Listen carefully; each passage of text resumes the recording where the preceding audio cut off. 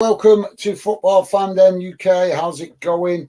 I hope you guys have had a good day, and we are here again for another match watch along as the final games of the season fast approaching, guys, this weekend, as we are now wrapping up with the games that are outstanding this week. And this one is obviously Manchester United taking on Chelsea at Old Trafford, and Man United only needing a point to secure their passage to the Champions League. So it should be an interesting game, guys, but not expecting a lot of drama in this one, as Chelsea not really a lot to play for, just playing for the position in the league.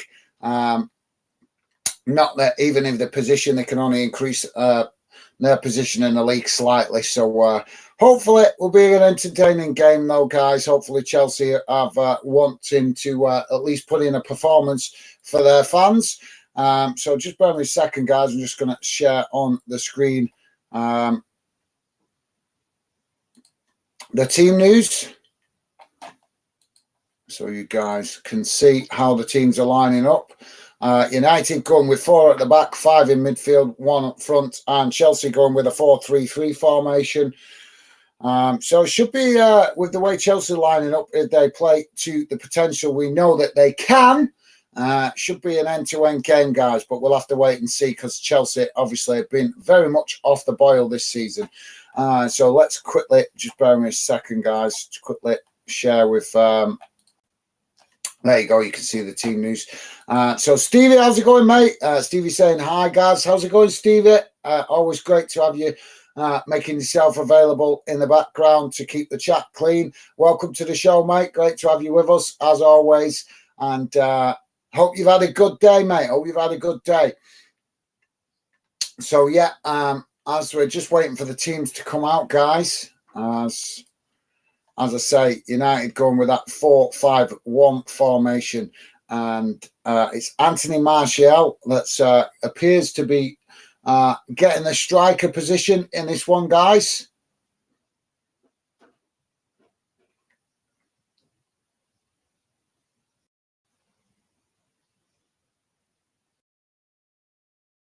So, yeah, that's an unusual one. I'm not sure. Is Marcus Rashford may be injured? I don't know. Strange that he's not getting a start. But any United fans watching, let me know. I've not heard anything about Rashford being injured. Maybe he's picked up a knock in training or something.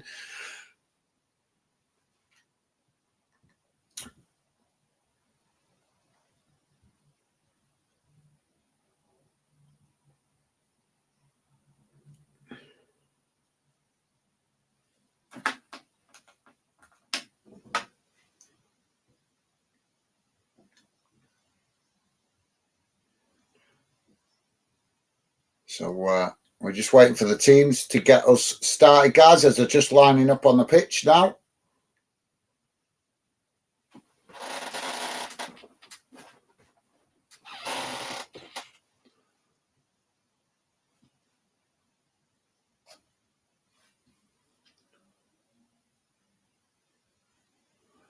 So I'm expecting an important, a decent performance from United, with them only needing 1 point.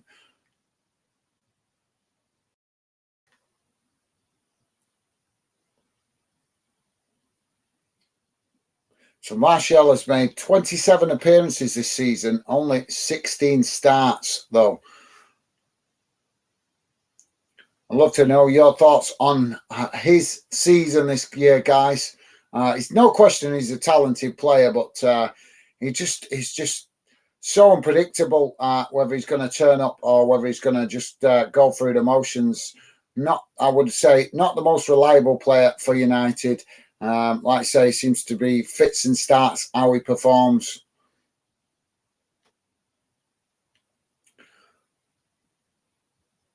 So we're about to get underway, guys. The referee's just having a bit of a meeting in the centre of the pitch there.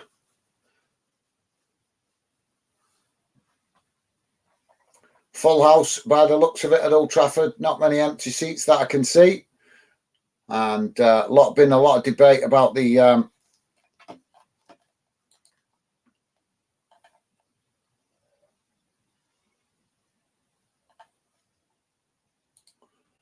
Been a lot of debate about United Stadium. A lot of fans claiming it needs investment. I've not been to Old Trafford for a while, to be honest, so I'm not sure exactly how scruffy it's got, but I know a lot of United fans telling me it's looking a bit shabby on the outside of the ground at least, and some parts of inside the ground. But if you guys have been to Old Trafford this season, let me know what you thought of it. Did it look a bit scruffy around the stadium, needing like it needs some upgrading? That's what I'm hearing from most of United fans that I've been speaking to. About underway now as United on the attack, but Chelsea have won it back in the centre of their in midway inside their own half as they pass it back to the goalkeeper Azpilicueta, and he kicks it up towards the halfway line. Both teams just battling for possession at the minute inside Chelsea's half of the field as United now win the possession and move forward towards the edge of Chelsea's box and now into the box, but Chelsea with some last-minute defending there at the back, and they've knocked the ball out for a corner on that far side of the pitch. Stevie's saying, yeah, I've heard it's in a bad way. Really needs some TLC. Yeah, that's what I've been hearing, mate. I've been hearing the same thing. Corner comes in as it's knocked away, and United pick it up again on the edge of the box as they ping it into the box. Chelsea knock it away, and now United pick it up again on that far side as they work the ball down that far side, trying to get a cross in. Cross gets in, but Chelsea defend it well and knock it out on that far side for a throw into United. United now with a cross into the box, but no United plays there as Chelsea pick it up now and knock it up towards the halfway line. And now Chelsea with an opportunity to get at United with limited defenders back as Chelsea slow to take full advantage of that counter-attack there as they work the ball out to that far side. And now with a wild shot from the edge of the box, and it's gone well over the bar. So, yes, Stevie, I've been hearing the same thing, mate. Been hearing the same thing from United fans that I've spoke to, that it's looking a bit scruffy outside the stadium and around the stadium and parts of inside the ground.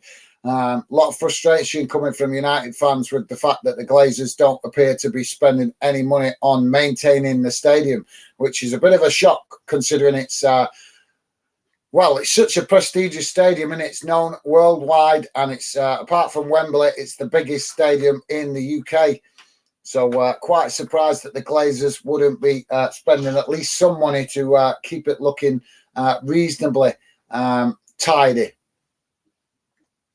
So United with the possession now just inside their own half as they work it towards the halfway line and come into the Chelsea half of the field, working it out to that far side as they're challenged by Chelsea, and now Chelsea win it back as they try to play out of that press and now Chelsea on the move down this near side as they've managed to get in behind, and Chelsea with a beautiful opportunity there, and he's messed it right up, not even getting a shot on goal as he was in behind the United defence.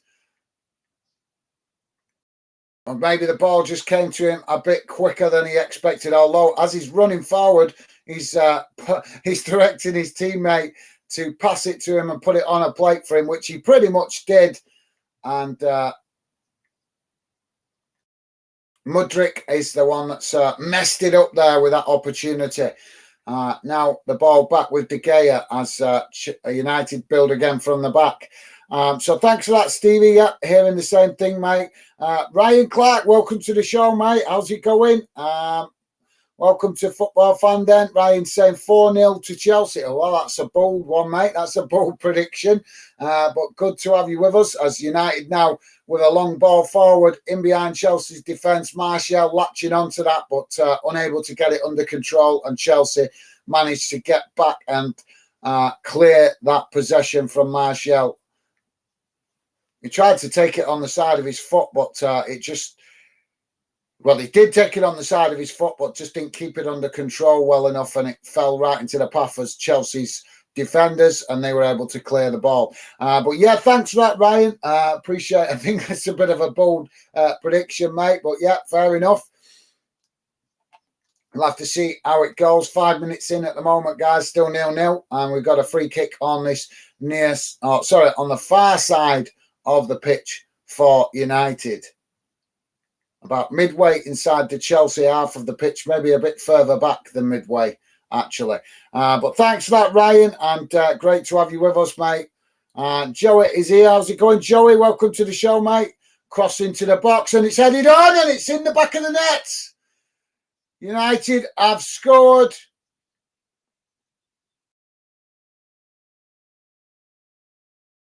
Casemiro with the goal for United.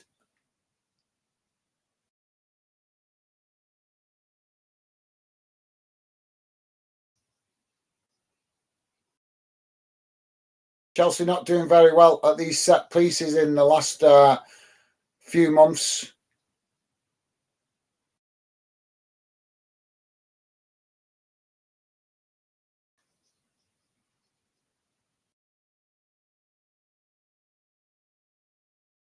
Chelsea did challenge for it, but that was pinpoint accuracy there with that cross and finding the United forward there.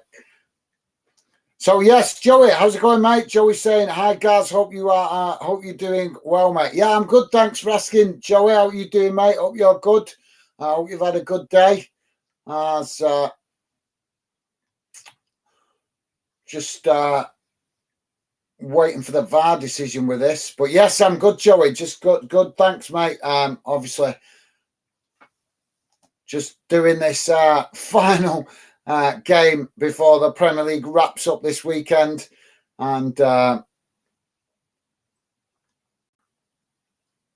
we have no more league football after this weekend for a week and for a little while, guys. But yeah, thanks for asking, Joey. As I say, mate, hope you've had a good day as well. We're just waiting for this VAR check at the minute.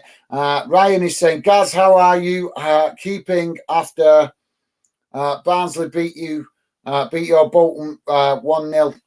Not too bad, mate. It's just football, isn't it? You know, it's football. You've been supporting football as long as I have all these years, then you just, you know, you get used to your team underachieving occasionally. I think after digesting what happened in that game, to be fair play to Barnsley, they won. But I think they won because Bolton just didn't turn up really in that second game. Really poor performance from my team, Bolton. But, you know, that's football. We've all seen our teams have good games. But I think sometimes when you know your own team's just not turned up, not played well, there's not much point getting upset about it. I was a bit frustrated on the night when it happened, but the day after, I got over it because it's like I said, after watching Bolton for all the years I've been watching them, I'm used to it, mate. I'm used to the fact that they can put in good performances week in, week out, and then all of a sudden, out of the blue, they just put in a really poor performance. And I'm sure you guys know exactly what I'm talking about with your own team. Sometimes your team just puts in a bad performance and you can't explain it. So there's no point getting upset about it, really. United on the attack now as they play the ball into the box, and Bruno Fernandes trying to get onto the end of that, but didn't manage to control it well, and it goes straight back to the Chelsea goalkeeper. But yeah, thanks for asking, Ryan. Like I say, mate, just a game, not worth getting upset about it, really. Win some, lose some, bit frustrating, but hopefully next season. I've been reading a lot about Bolton recently, and apparently the chairwoman or the chair lady, however you want to say it, has come out and said that the manager's going to get a bigger transfer budget this summer. Obviously, it won't be nothing dramatic compared to Premier League clubs, but any kind of increase in the player budget, transfer budget at League One level is certainly going to give Bolton a better chance of signing better quality players at that level. So we'll have to see how it goes. But yeah, thanks for that, mate. And Joey saying Bolton, Defo didn't turn up after watching some of the awesome games they played this season. Yeah, that's the thing, mate. We played really well this season. They had a pretty good season overall, but just there was a handful of games throughout the season where Bolton just didn't turn up. It wasn't just the playoff final, the playoff semi-final. There were a few games where we just didn't turn up. Just went like I think the Derby game when we played against Derby, we played that game pretty badly. There was a few, I can't remember them all. What I think there was a game against Accrington where we played really badly as well. But we're all used to it, aren't we, guys? You know, we're all experienced football fans. We're all knowledgeable football fans. We've all seen our teams not turn up against teams that we know we can beat on paper. Looks good. We know we can beat them. We know we're a bigger, better club. But sometimes if your players just don't turn up, don't put in the performance that you know they can, there's, like I say, not much point getting upset about it. It's just one of them. It can be frustrating, as you know, guys, being a football fan sometimes. But if you let it bother you too much, as I've learned over the years, when I was younger, I used to let it really bother me. But as I've got older, I've learned to not let it bother me as much because it can affect you. It can affect you how the rest of your day go, how the rest of your week goes. So there's no point letting it bother you to that much, to that extent. Like I say, I used to do that a lot when I was younger, and it always seemed to have a negative effect on my day-to-day stuff. So like I say, now I'm older. Normally bothers me on the day or the night, but then after that, I get over it. You know, it's just a game. You have to remind yourself sometimes it's just a game of football. But yeah, thanks for that, Joey. Yep, you're spot on with that, mate. Can't argue with that one bit. Brian's saying, don't worry about it. Wigan and Blackpool on way, laugh out loud. Yeah, well, yeah, there will be a few derby games next season. For Bolton, there always seems to be derby games for Bolton, no matter what league they're in, because obviously where Bolton are, we've got a lot of clubs around us. The Northwest is a very rich part of the UK for football heritage and football clubs. So, yeah, there's always derby games, whatever league Bolton play in. So, yeah, and obviously, as you say, the games against Blackpool and Wigan next season. But yeah, the main rival for me, guys, with regards to football is probably more so Blackburn. I see the Bolton's biggest rivalry with Blackburn rather than Wigan or any of the other clubs around us.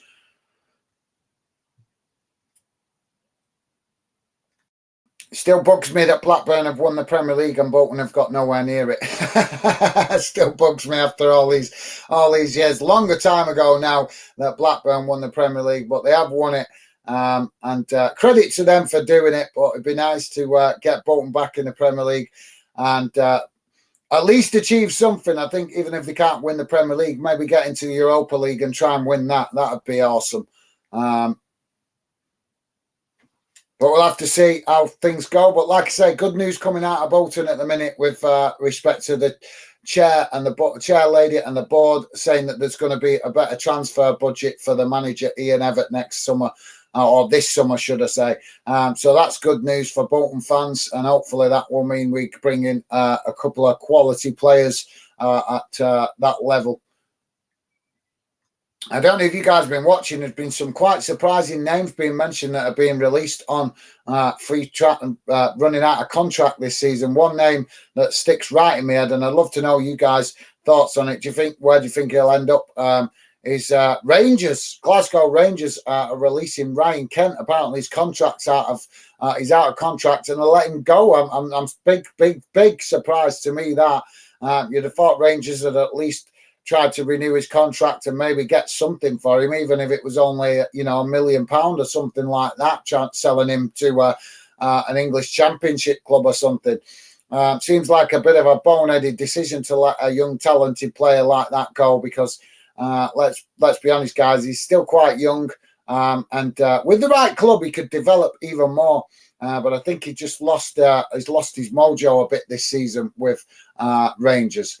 United now with the possession at the back, and so just knocking it about inside their box at the minute.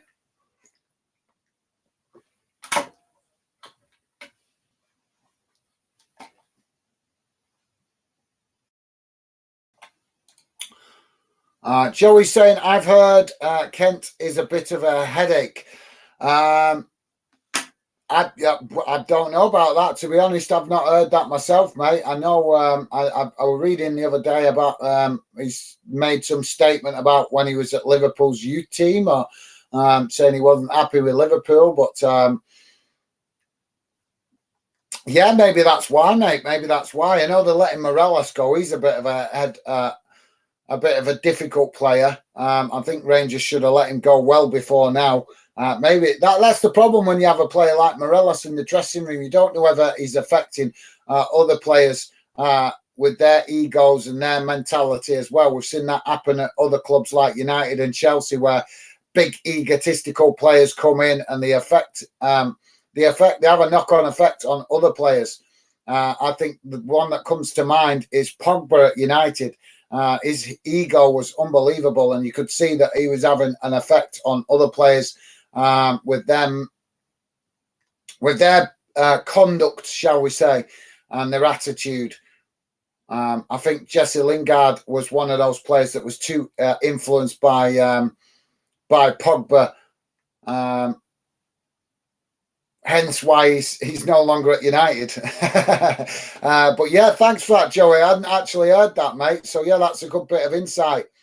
Both United and Chelsea challenging for the ball at the minute in the middle of the park, as United eventually come away with it and knock it out to this near side, and Anthony on the ball as he looks for an opportunity to get a cross in and actually chips it in rather than crosses it in, and Chelsea knock it away as United pick it up again and knock it back to the halfway line.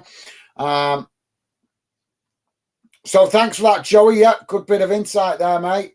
Ryan is saying Sheffield is like a little brother on your heading.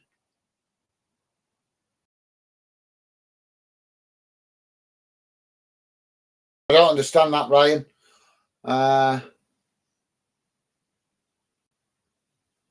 Sheffield is like your little brother on your heading. I don't understand that, Ryan. Sorry, mate. You'll have to explain that a bit better.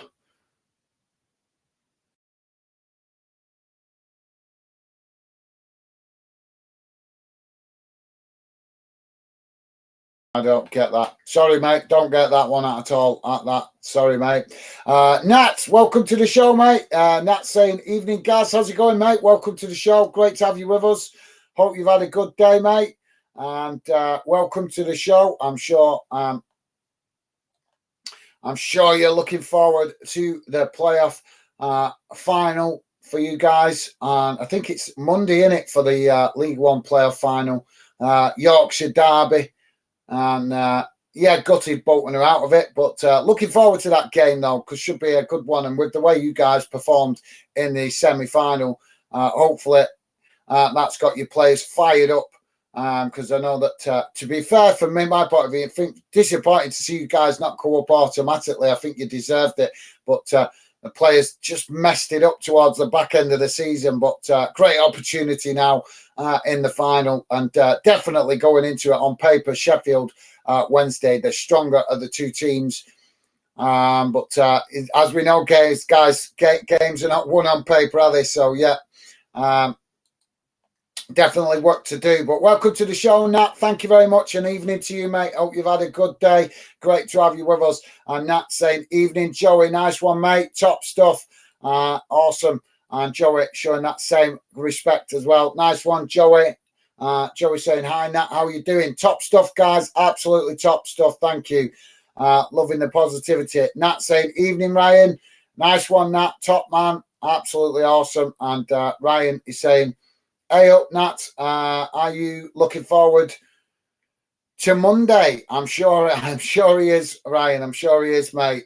So thanks for that, Ryan. And Nat saying, Ryan can't wait. I'm sure you can't, mate. And rightly so. Hopefully you guys get promoted, because the season you guys have had overall, I think you deserve to go up. I really do.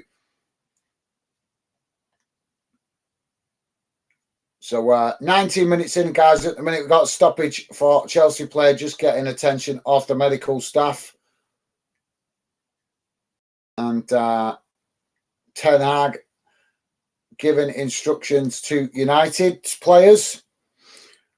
So thanks for that, Nat. Nat saying no work now till Wednesday. Cool. Awesome. Well, enjoy a few days off, mate. I wish I had a few days off. It's non-stop in my world at the minute. It's getting a bit frustrating, never getting a day's break. And unfortunately, I've got to be up early in the morning and go to a funeral, which I'm not looking forward to. Never a nice thing, but that's life, innit? So yeah, but yeah, Nat, enjoy your few days off, mate. Definitely work hard all week and every week. So if you've got a few days off, I hope you enjoy them, mate. Absolutely. Ryan is saying Yorkshire Derby take over London. Yeah, it should be a good game, mate. Should be a good game, hopefully. Barnsley and Sheffield Wednesday give us a good game. You guys both had a pretty good season, to be fair. I've got to give respect. I always believe in being honest. So it's going to be a 50-50 game. But after the playoffs, I've got to be honest, guys. I think Sheffield will edge it. But you can't write Barnsley off. They definitely work hard. They fight. They scrap. And as I found out with my team, if you're not up for it, if you're just a little bit off the boil, Barnsley definitely will try and make you pay for it. And like I say, we're in for a treat of a game with the Yorkshire Derby in the playoff final, and hopefully it'll be an absolute cracker. But I'm also looking forward to Carlisle Stockport in League Two. Hopefully that's going to be a good game as well.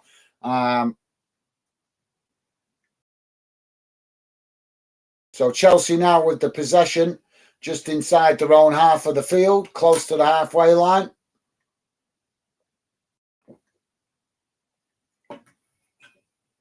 Just knocking it about at the moment inside their own half as United tried to press from the front.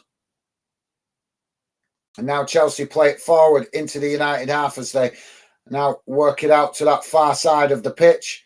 And now towards the edge of the United box. Can they get a good cross in here as they come into the box, challenged by United? And I think it's gone out of play on that far side, but I'm not sure who got the last touch of it, but I think it is a Chelsea corner. Yes, Chelsea corner. So it was the United defender there that got the last touch to that. So thanks for that, Ryan. Yep, should be a good game, mate. Nat saying, Ryan, the final puts South Yorkshire on the map. Yes, it certainly does, mate. Certainly does. Doesn't need to be put on the map, to be fair, guys. I think Yorkshire's the whole north of England, Yorkshire, the northwest. We got to be honest, guys. We contribute a lot to the heritage of football in the UK. So we're always in the mix of it, whether it's in the Premier League, whether it's in the Championship, League One. I think Yorkshire and the northwest of England, Lancashire, we always give a good account of ourselves in the Football League. And some great clubs in the north. Let's put it this way, guys. Most of the London clubs don't like coming north to play us, do they? Let's put it that way. So, yeah. Thanks for that, Nat. And, looking forward to it. Nat saying, Gaz, sorry to hear that, mate. No worries. No worries, mate. It's just one of them. It's... I'm not looking forward to it, unfortunately, but that's life. We all have to occasionally go to funerals. People we know through the years drop off and, go up to that big football pitch up in the world. Although my friend that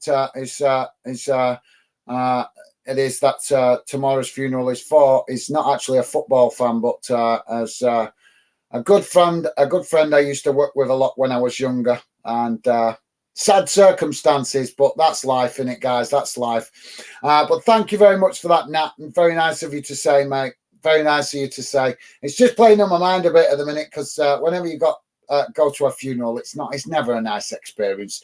You just want to get it out of the way and move on. But thank you very much, Nat. Appreciate that comment. Very nice of you to say, mate. I'll just be glad tomorrow when I get it out of the way. Ryan saying 10 years ago in the playoffs. Well, mate, you guys have got a good account of yourself this season. And like I say, with all respect, I'm not happy you guys beat us in the playoffs, obviously, and I'm sure you wouldn't if it was the other way around, mate. But credit to Barnsley. You guys have had a good season, and I always believe in being honest. I don't hate in football. Life's too short. Life's too short. Win some, lose some. Next time we play, hopefully we'll get a good result. But you guys did a job on us. Got to give you respect for that. You've definitely done your homework before that second leg playoff, and you got the result. You got the result. I don't blame Barnsley. I blame my own players for my own club for not doing the studying you guys properly to be prepared, ready for that game, because it didn't seem like Bolton players had done their own work in that second leg. But credit to you guys. You got the result, and wish you the best of luck in the final, mate. I do. I genuinely mean that. I do wish you guys the best of luck. Ryan also saying, two South Yorkshire Police and London Police will be helping out.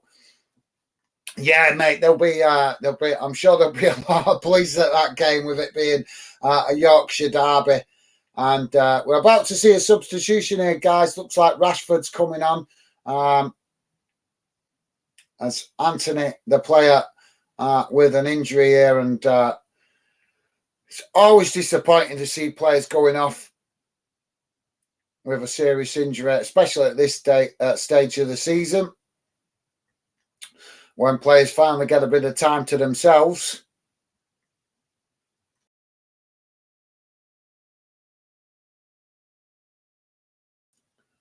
Yeah, he's definitely really injured there.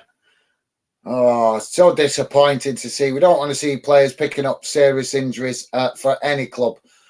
If you love football, guys, I certainly do. I want to see the best of the best going up against the best of the best. And when you're getting players going off with serious injuries, that goes against that, doesn't it? So we wish Anthony a speedy recovery. Has just tried to get back to his feet, but couldn't, really struggling on that leg. And we wish him a speedy recovery.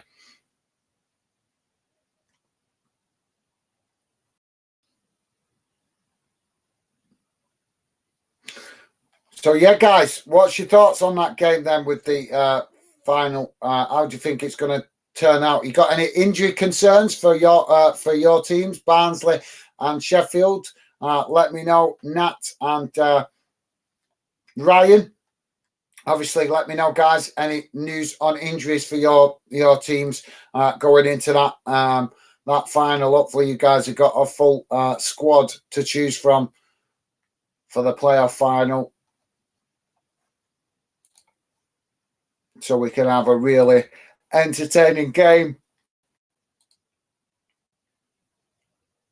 It's a real shame that for Anthony going off.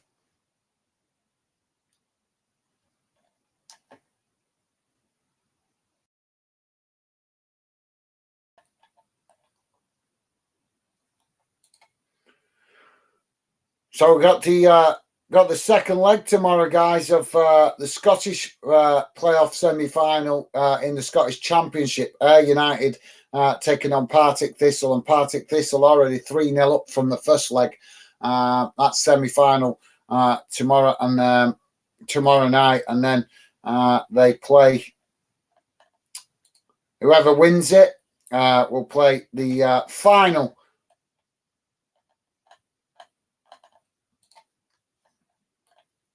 Just checking what day that is. Just can't remember which day that final is. So yeah, it's Thursday, 1st of June, for the Scottish Premiership playoff final. Obviously, the team's still to be decided. So it's whoever wins out of them two get clubs, and then they play the team that finishes second at bottom of the Premiership in Scotland. Really hate that playoff final, guys. I think it's so bad that a club finishes second bottom and gets a second chance playing against a Championship team over two legs. Really, really is poor, that, from the Scottish SPFL. But that's football, guys. Glad we don't have nothing like that in England. Really feel for those Scottish fans. You play all season. It should be a Championship club that goes up, not giving a Premiership club a second chance after playing bad all season. Chelsea now in possession as we're back underway. And they're just knocking it about on the halfway line. So thanks for that, Ryan.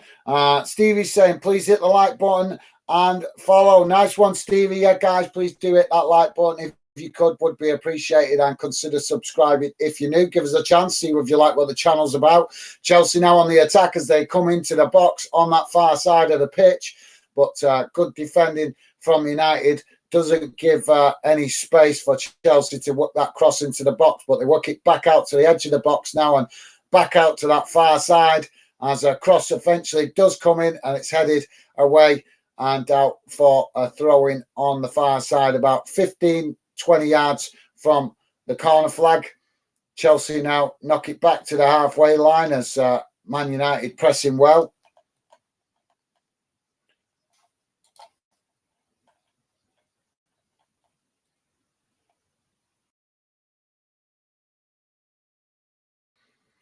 So Chelsea now with the possession as they work it forward into the United half of the field. And United have won it back now as they come racing forward into Chelsea's half of the field. Coming down the middle as they get the ball into the box, looking for Martial, but cut out by Chelsea as they win it back now and try to relieve the pressure on their goal, working it up towards the halfway line as United trying to get players back behind the ball as Chelsea play out to this near side and now come towards the edge of the United box, crossed in and headed behind there as that was a really good opportunity and a good cross into the box, but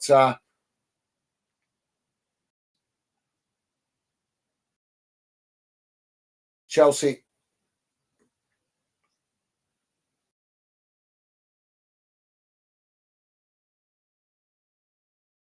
so Havertz just the player that just knocked it wide of this near side post.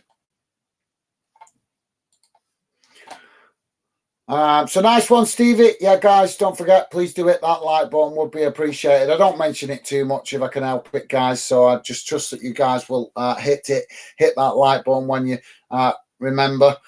So thanks for that, Stevie. Nat saying planning a barbecue and then the match on Monday with some Leeds fans should be interesting. Yeah, mate, cool. Yeah, why not? Make the best of it. Yeah. Yeah, well, if the post was better in the UK, mate, I'd send you a burger and say, have a burger on me. But the postage is so bad in the UK at the minute, it'd probably be next season when it got to you. United now with the possession on the halfway line. I say, work the ball out to this near side. Chelsea defending in numbers, and we've got a Chelsea United player on that far side behind the Chelsea defence. I'm not sure what he took a knock or something there, but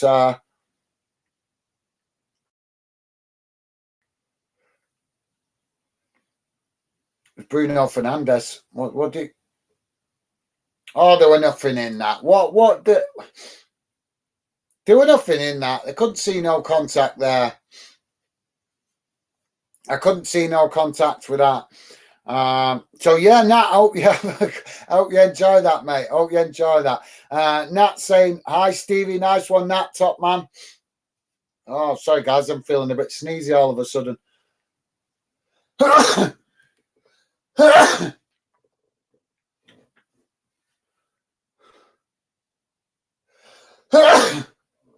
Sorry about that, guys.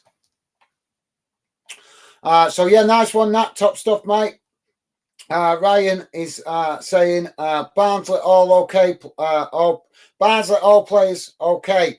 Now that's good to hear, Ryan. Thanks for that, mate. That's good news for you guys going into that final. That means the manager got the full selection of the squad to choose from. Should be a strong team from you guys then on Monday.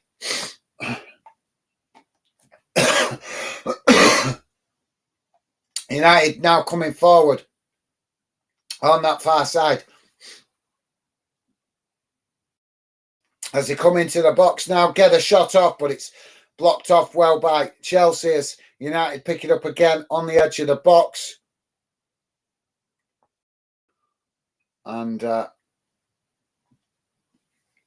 just playing it about at the minute on the edge of the Chelsea box as they now try to play it in, but not read well there by United as Chelsea pick up the possession, clear it up the field, but United regain possession. Really poor so far up to now in this one for Chelsea getting forward, guys, as they do now win back the possession and try to come forward down this near side, but challenged by United, and it goes out on this near side for throwing close to the halfway line. So yeah, thanks for that, Ryan. Appreciate the update, mate. And Ryan also saying poor Leeds United. Natops Leeds.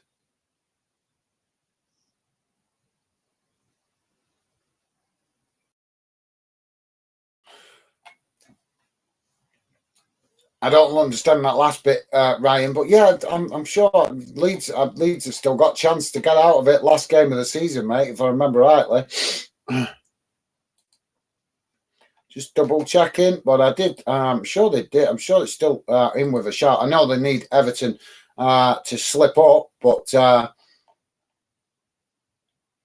yeah. So Leeds and Leicester on level on 31 points, Everton on 33 points. So yeah, it's who turns up on the last day. Obviously, Everton have been their worst enemy this season, so I wouldn't count them out. I wouldn't count Leeds out just yet with how bad Everton have been playing this season. I think it's definitely a bit of a lottery who's going to grab that final place to stay up. Obviously, Everton in a stronger position, but with the way they've been playing this season, mate, I wouldn't count on the stats for Everton staying up. Ryan also saying, can't wait for Barnsley and Leeds United next season. Okay, Ryan, thanks for that, mate. Yeah. So Ryan's hoping Leeds do get relegated so that Barnsley can play them. Well, I've got to be honest, mate, that's a bad recipe, to be fair, for you guys. If you do win the playoffs and get promoted, you guys are going to be having to strengthen your team, and you're not going to be able to just do it in one summer transfer window. So I think you might find that Leeds might be a bit too strong for you with them dropping out of the Premier League. They've not overspent while they've been up there, so they're about to come down with a strong team that will probably be a team that can challenge to win the Championship next season. So I wouldn't be too excited about that if I was you, mate. I can understand with the rivalry and everything, but like I say, you're both coming from opposite ends of the league pyramid.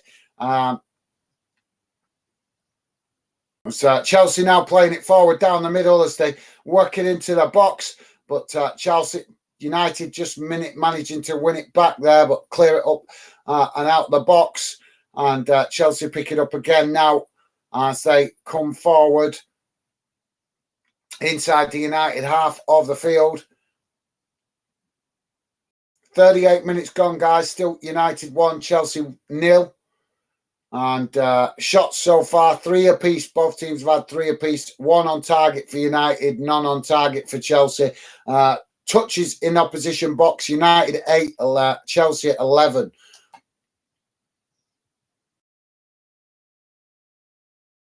So that stat doesn't tell the story of the game, really, that does it? Because it doesn't appear that Chelsea have had that much possession up in United's half of the field. But yeah, I can understand why you're looking forward to it, Ryan, mate. I can understand that, but I think you need to concentrate on the playoffs first, mate, before you get excited about playing Leeds. Nat saying, yeah, Leeds have been poor this season.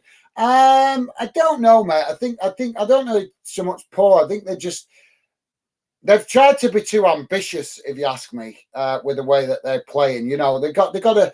You know, it's all well playing that fancy attacking football, but one thing that I know about the Premier League, when you're a newly promoted team, Leeds obviously have only been back in it, 2 seasons, and went 2-3 seasons about that, I think it is. So when you're newly promoted to the Premier League, you got to build gradually. It's such a competitive league. If you try and go all out and try and be like Leeds went into it, attack minded all the time on the front foot. It's a dangerous game because there's just so many clubs in the Premier League with such attacking talent that they can just pick you off. They can just pick you off. So for me, Leeds have. I think they need to go with a more cautious, a more defensive approach until they can establish themselves as a permanent Premier League club, and then start adding a sprinkle of talent that will help them take that next step forward. But that's just my opinion. Everybody's entitled to their own.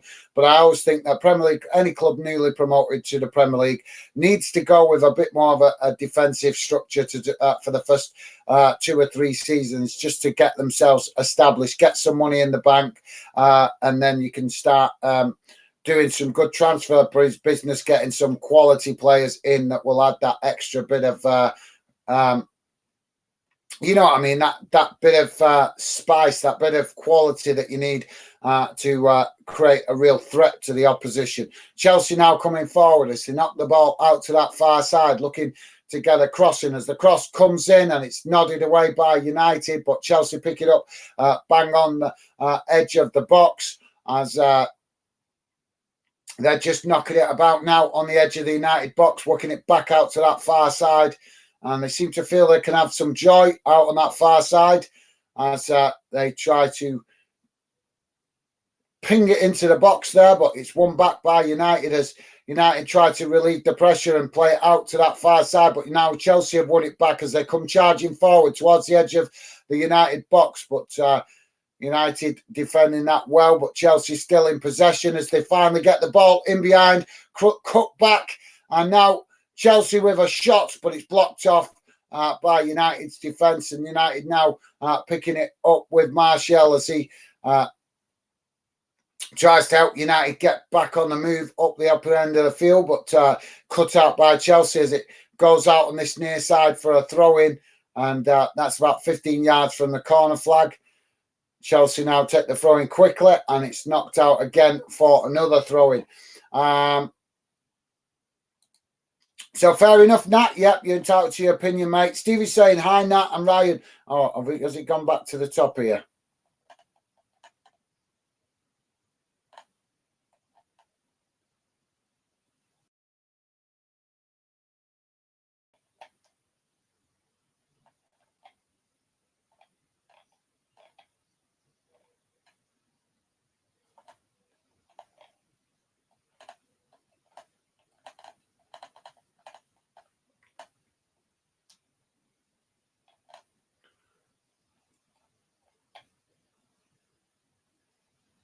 Chelsea now with the possession, and so knock it back to the goalkeeper.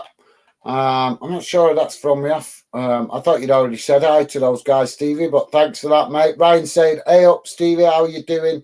How are you keeping? Nice one, Ryan. Top stuff, mate. And Stevie saying, yeah, good. Thanks, Ryan. You. Nice one, guys. Love to see that positivity. Ryan saying, I'm good. Good. Nice one, Ryan. Nat saying, Ryan, don't think Leeds can drop. Don't think Leeds can drop to League One. Only banter. Yeah, nice one, Nat and Ryan taking that in the positive way it's intended. So nice one, top man, Ryan. Love it when you guys have a bit of friendly banter, taking it the right way. So yeah, top stuff, guys. Chelsea just had another opportunity, but blasted it well high and wide and over the bar.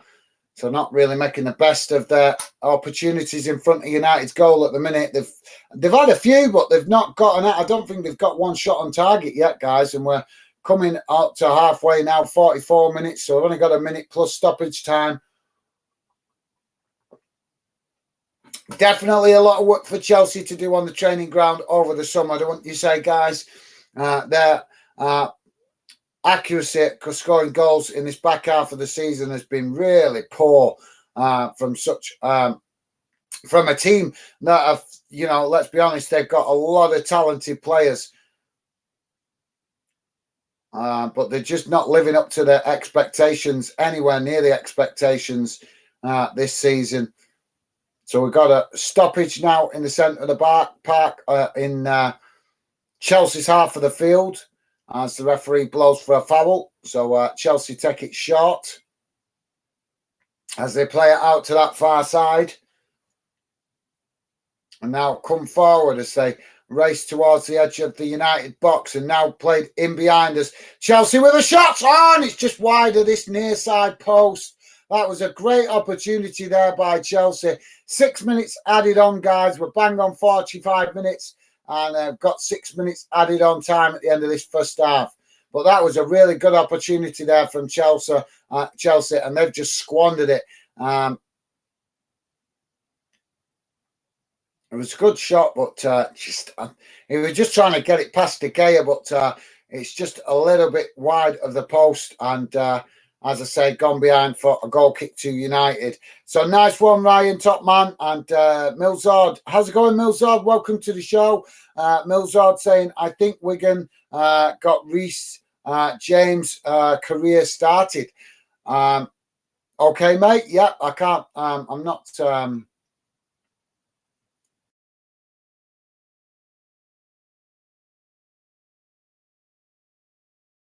Yeah, I'm not sure. Obviously, is that where Reece James started? I'm not sure, to be honest. But yeah, thanks for that, Milzard. Interesting bit of info there, mate. Nat is saying hi, Milzard. Nice one, Nat. Top man. And Milzard showing that same consideration. Awesome, top stuff, guys. Thank you. As always, appreciate you guys making that effort to be friendly and welcoming to each other. Top stuff. So we've got a free kick here for United, guys. Inside the Chelsea half of the field as they come forward now, taking it short. Work the ball out to this near side. This game is just our sport. I thought it would be a bit cagey. Very much an end of the season game as United knocked back the ball back towards the halfway line and now come forward down the middle. But Chelsea pressing well there as United forced to keep possession but pass it all the way back to the goalkeeper to do that. As now De Gea plays it out to this near side and now United chip it forward over with a long chip up to towards that Chelsea defensive line. Chelsea now regain possession as they're just trying to keep it, but pressured by United and the referee has blown for a foul midway inside the Chelsea half of the field. So keep your comments coming, guys. We're fast approaching the end of this first half, so I'll come to your comments in a couple of minutes. We've only got 3 minutes remaining of this first half. Chelsea now with the possession on the far side as they play it back into the centre of the field and now out to this near side under pressure from United, but still managing to keep possession as they try to work the ball through that United press. But United have won it back. And now United coming down this near side with space to run into as they come towards the edge of the box. Cut back as that was not very well read there. And Chelsea regain possession as they now come forward. And they've, honest to God, you can tell this is an end of season game, guys. Some really bizarre misplaced passes coming from two teams that we would expect to be a lot better in possession than what they're showing in this game so far.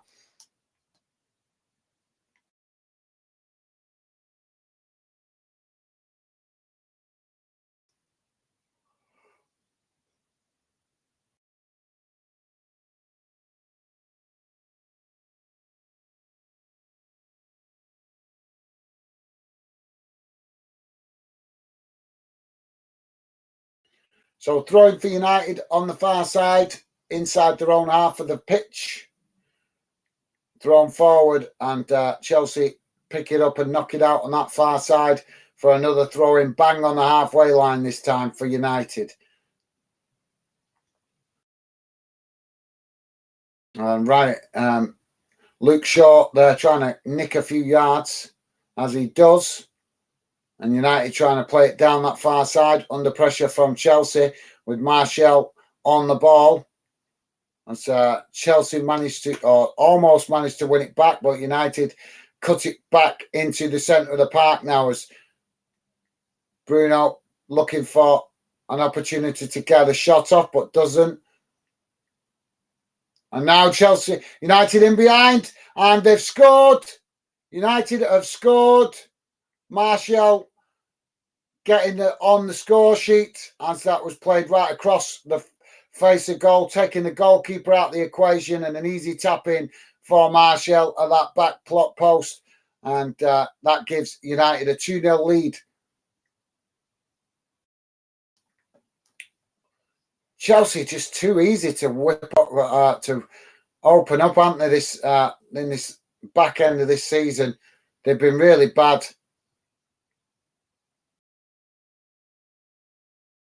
I think some of these players,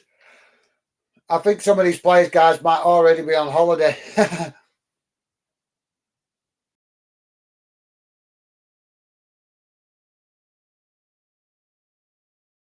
So Martial with a goal and Sancho with the assist.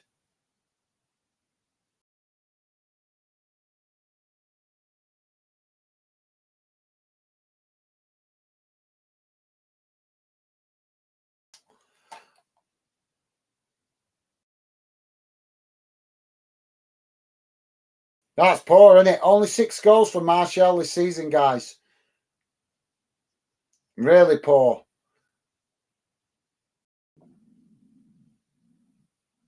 Chelsea now with the possession on this near side as they come forward.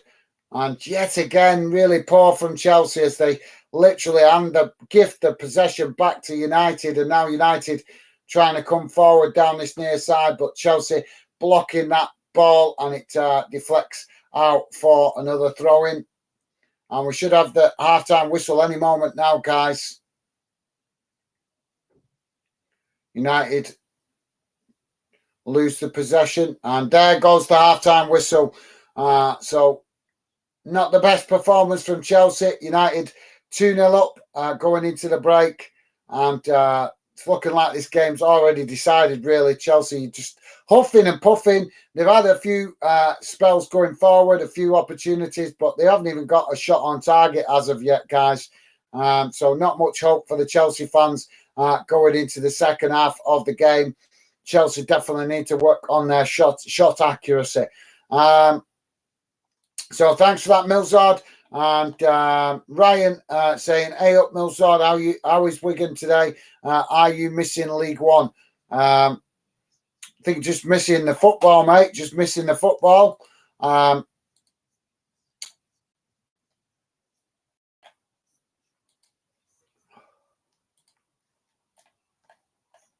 So not much football going on tonight, guys. I'll come to your comments in a moment. Just going to let you guys know what's going on in other games. There's only United and Chelsea playing tonight in the UK. As you know, 2-0 here. We've got a couple of games in Spain, Spanish La Liga. Mallorca played Valencia early on. That game finished 1-0 to Mallorca. And Asuma playing right now, 23 minutes in against Atletico Bilbao. And that game is currently 0-0. One game in the Swedish league. Dagerfors IF 2-2 with Hamby. That game full-time results. And there's a few games in the Swiss Super League as well going on. With SP Wortham 2-0 down to Zurich. Grasshoppers Club Zurich 1-1 with St. Gallen. Lugan 0-0 with Young Boys. Servet 1-1 with SC Basel, and Sion 1-1 with Luzern. Some strange names in that Swiss league, isn't there? So that brings you bang up to date with the league games around Europe, guys. So thanks for that, Ryan. Milsard saying, yeah, missing it. Love that. Love that league, especially with Bolton in it.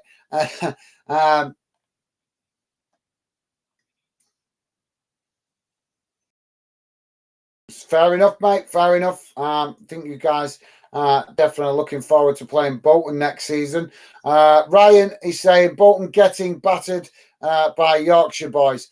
Well, I wouldn't say battered, mate. Have a look at your own team's performance before you start coming out with statements like that. You put in a good performance, and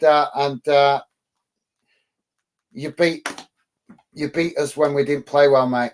You beat us when we didn't play well, so I wouldn't say battered. You could only put one goal past us, and we played crap. So that's not battered. Bit of reality check there for you, mate. That's a really immature statement, that, Ryan. No offence, mate, but I believe in being honest. At least stay quotes that are honest. You beat us, yes, but you didn't batter us. So that's a really immature statement as far as I'm concerned, mate. Millsard saying too early saying that for if you don't get promoted, laugh out loud. It's not. It's too early. It's a pathetic statement anyway, mate. If they were battered, then they would have been on the back end of a 4-0 defeat or something like that. 1-0 is not a beating, especially when we didn't play at our best. Let's be honest. If we're going to have honest statements and start making ridiculous statements like that, let's be honest.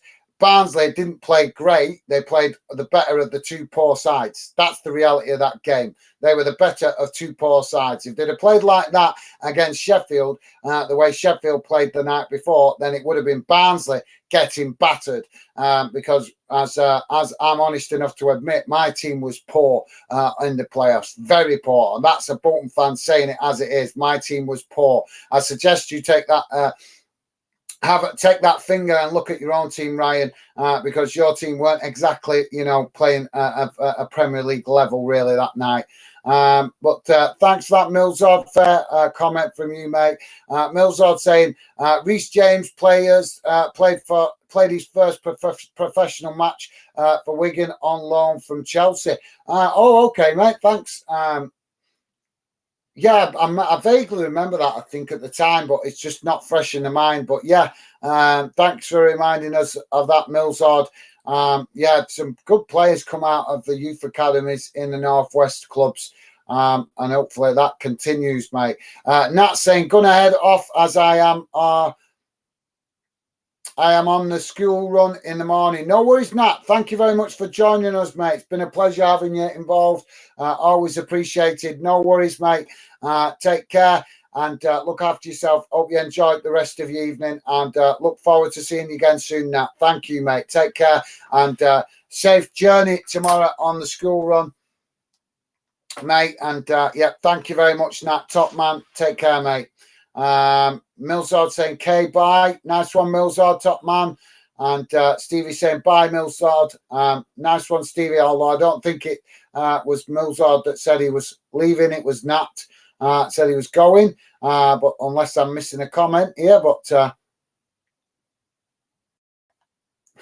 see, Millsard saying why do you say bye to me? I think Stevie's just got confused, Millsard. Not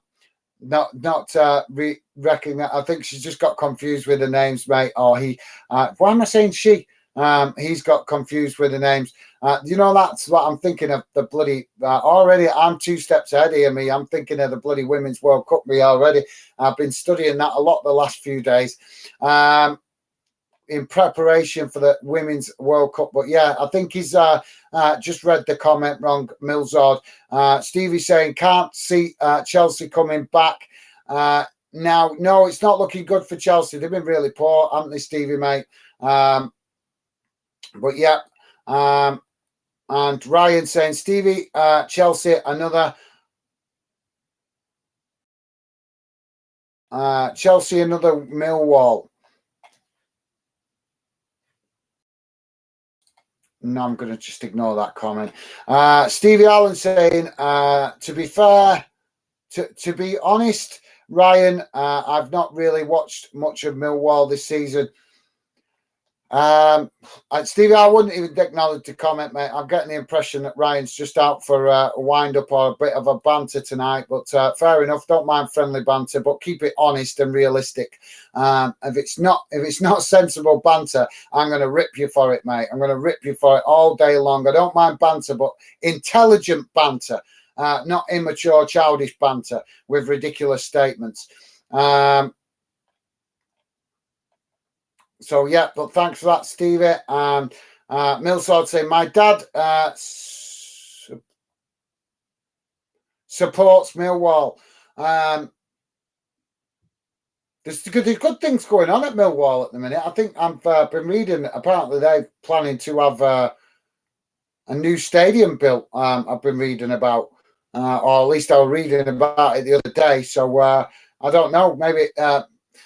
good things coming for Millwall, sorry, and yeah, I think the problem with Millwall is they still carry the reputation of years ago when they was seen as a bit of a trouble club, and I know they've still got an element of fans that are, shall we say, difficult or look for trouble, but overall, I think Millwall are gradually improving that. They're trying to get themselves a better reputation in the football community.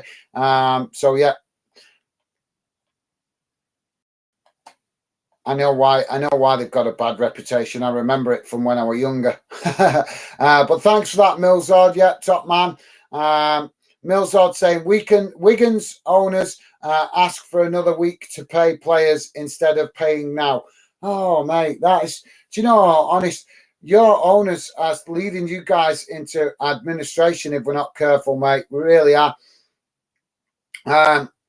So yeah, no worries, Millsard. I'll try and read up on it a bit more. Like I said, just trying to get this week wrapped up, mate, and get to the end of the final few games we've got coming this weekend. But yeah, I'll definitely try and read up on what's going on in Wigan. At Wigan over the next week or two, hopefully, as football starts to dry up. But yeah, really gutted for you guys, mate. I hope the owners show the intelligence they should do and show respect to your club that they should do, and just get the football club up for sale and sold to an owner that actually wants to do good things. In fact, that brings me to a point, Millsord. Is the club actually up for sale? Is the club actually up for sale, mate? Let me know. Have they actually got it up for sale, or are they actually trying and keep hold of it? Are the owners actually intending to try and keep it? I'm interested to know that, Millsord, if you could, mate. I know that they've not been doing good things at your club, but yeah, I was wondering whether they actually got the club up for sale. Let me know if you know that, mate. Millsord also saying Millwall can't keep the consistent form this season. Yeah, Mills. I think Millwall. Yeah, they've been struggling with that for a few years, haven't they? Really, to be consistent. That's why they're not getting promoted. They just can't get themselves to play consistently for long enough to actually challenge at the top of the league. So yeah, thanks for that, Millsard. Hopefully that will improve for Millwall fans gradually. As like I say, I think. I've been reading good things about Millwall recently. Joey saying, sorry, guys, kids think they have broken up already. Laugh out loud. Broken up? Oh, from school. Why is it? Have we got more school holidays coming already? Is it half term or something? Is half term coming, Joey? Is that what it is, mate? But yeah, no worries, Joey. No need to apologise, mate. But thank you. Great to have you back. Hopefully, we can have some good football conversation now. As I think Ryan been trying to get me on the wind up with some of his comments. I don't mind. Like I say, Ryan seems a nice enough fan. But I have no time, guys. Don't get me wrong, I like banter. I love banter, but if you're going to have banter, use intelligent comments. When you come out with stupid stuff like what Ryan came out with, like saying that Bolton got battered. Let's be honest, it's not an honest statement, is it? Because they didn't. But it's not battering when you get beat 1-0. 1-0's a tight game. So that to me is just a ridiculous statement, and that's why sometimes I get a little bit irritated with stuff like that, because it's not the comment, it's the fact that it's poor banter. It's really poor banter, and I love banter, but I like banter where when I make comments, guys, and I make football, I go on social media, I talk football with people. I always try to leave intelligent football comments so that I show that I have got knowledge of football, so that I show that I'm a genuine football fan. Stupid statements like that to me are just childish. So fans that come on making statements like that will never ever get a positive response from me, because I don't see it as a positive comment. I just see it as an immature comment. I'm not willing to have a pop at Ryan.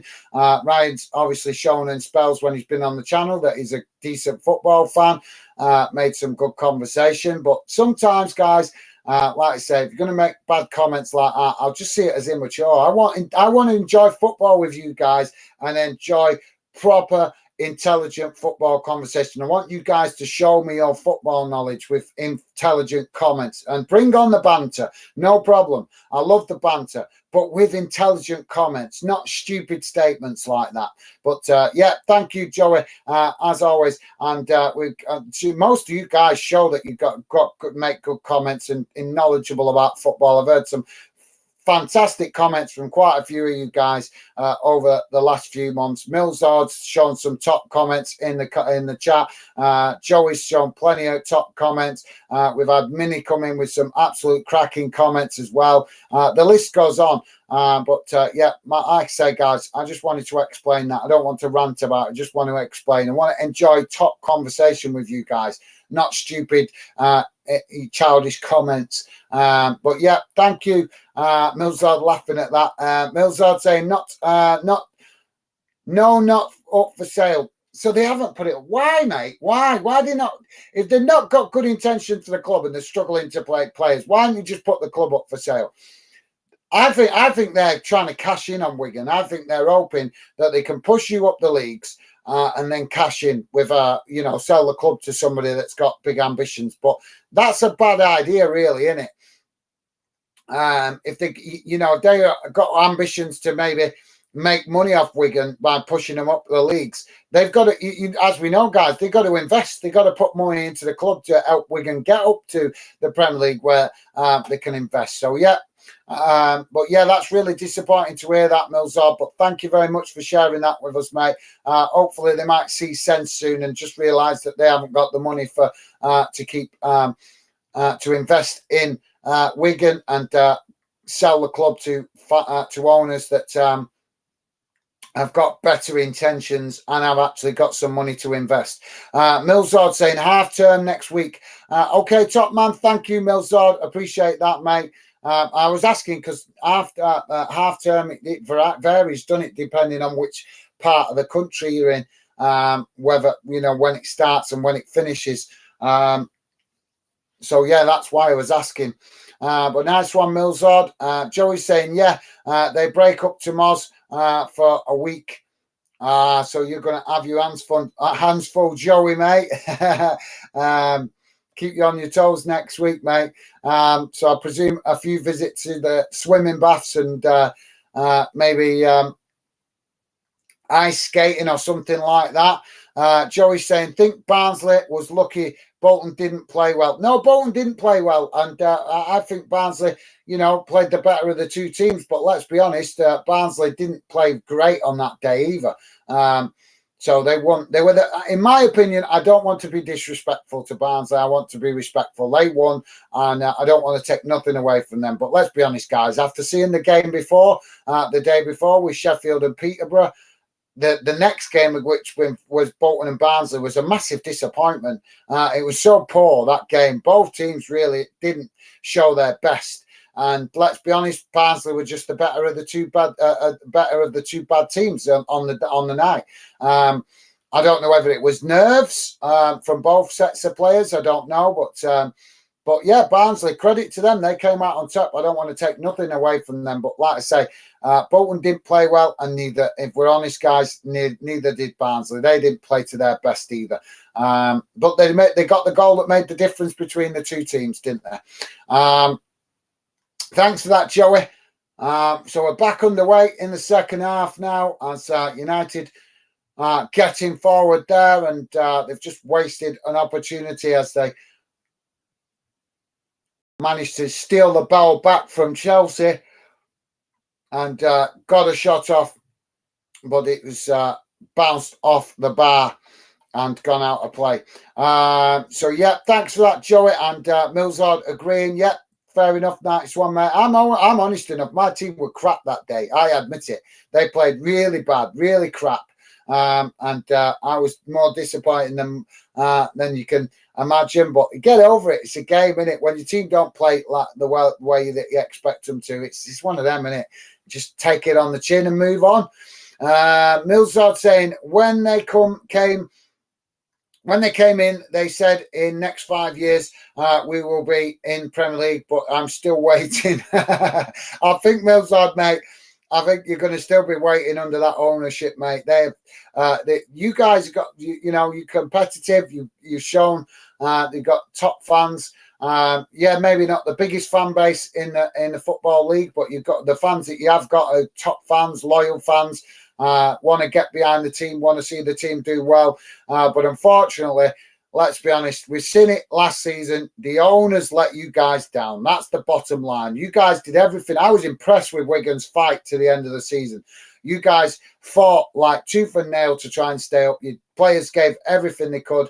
But unfortunately, the owners led you guys to relegation because they didn't play the players' wages, and that meant you guys got that 3 points deduction. And as we saw, that 3 point deduction would have kept you guys in that relegation battle right to the end of the season, and might have been the difference that helped you guys stay up. So yeah, for me, disappointing season for you guys last season, but not so much through the players, because we have to acknowledge that it's hard for players to stay motivated when they see that the owners are not doing the right things. That's going to have a knock-on effect to the players' mentality playing for your team. So I don't blame the players for putting in bad performances for Wigan last season. I blame the owners because the owners not playing players' wages. It's going to affect it, guys. You think you do your job. If you don't get paid for your job, you're not going to be motivated. If you've got to pack, let's say, 70 boxes in a day, and you don't get paid, your motivation's going to drop to pack them 70 boxes, and it might drop down to you only packing 60 boxes. Why? Because you're not motivated to do the job and give your maximum effort because you're not being paid. You can't blame players for dropping off 10% if they're not motivated because they're struggling financially and starting to worry about money instead of doing what they should do. That's why clubs that don't play players on time are stupid, because they're just starting to add to the players' money worries. And the point of playing players on time and not start getting behind with players' wages is so that you keep the players focused on playing. If you play your players on time, then there's no excuse for players being focused on the football and nothing else. It's as simple as that. But thank you very much for that, Millsard. Appreciate the update. And Millsard also saying, just a game of footy. Yeah, mate. Yeah, it is. But we love the game of footy and we get emotional. And I did get a bit emotional on the night with Bolton. But the next day, it's done. You move on. Do you know what I mean? There's no point letting it bother you for days and days and days, is there, mate? It's just football. We're all emotionally involved. We're all emotionally connected. We feel connected to our club. So on the day or on the night, yes, it's going to do your head in. It's going to be annoying and you're going to be a bit frustrated stuff. But by the next day, it's time to just get on with life in it and not let it bother you like that. But yeah, top man Millsard, totally agree, mate. Like I say, we all get emotional when we actually teams lose on the day. But the next day, it's time to push it to one side and move on, because otherwise it'll affect your mental health, guys. And we keep hearing all this about having good mental health. So no point letting something as simple as a game of football affect your mental health, is there? Millsard saying, last game of the season, our owners came clapping fans, but we didn't clap them. Awesome. Rightly so, mate. Rightly so. They don't deserve clapping. They've not done right by your club, by your players. So, yeah, that's right. Good. I'm glad to hear that, mate. Definitely. Power to the fans. Absolutely. Totally agree with that, mate. United now with the ball on this near side as they cut it back into the centre of the field. And now just knocking it about inside the Chelsea half of the field as they try to work the ball forward. And Duke, what the heck is going on here for Chelsea? Oh, unbelievable. United should have got that shot off there. United player there in on the edge of the box or just inside the box in acres of space, just cut that Chelsea defence wide open. And United eventually did get another shot off there saved by the goalkeeper, last-ditch defending. And United play it out to the edge of the box and another shot comes in. And I'm not sure if the goalkeeper saved that or it went wide of the post. Yeah, wide of the post. Yeah, wide of the post, definitely. But yeah, good opportunity there. But Chelsea, absolutely shocking defending, guys. Shocking defending.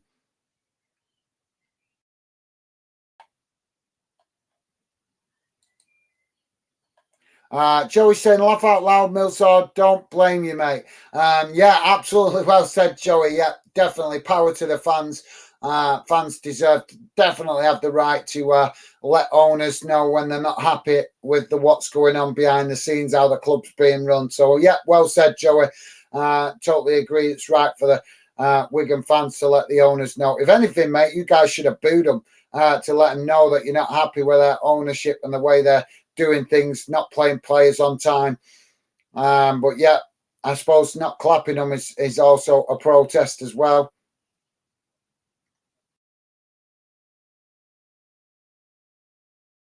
I think we're having a VAR check there for a foul on the goalkeeper.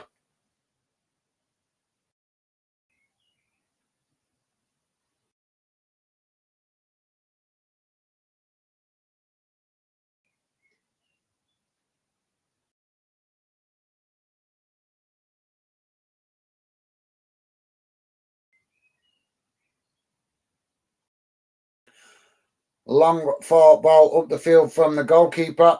Chelsea pick it up on the halfway line.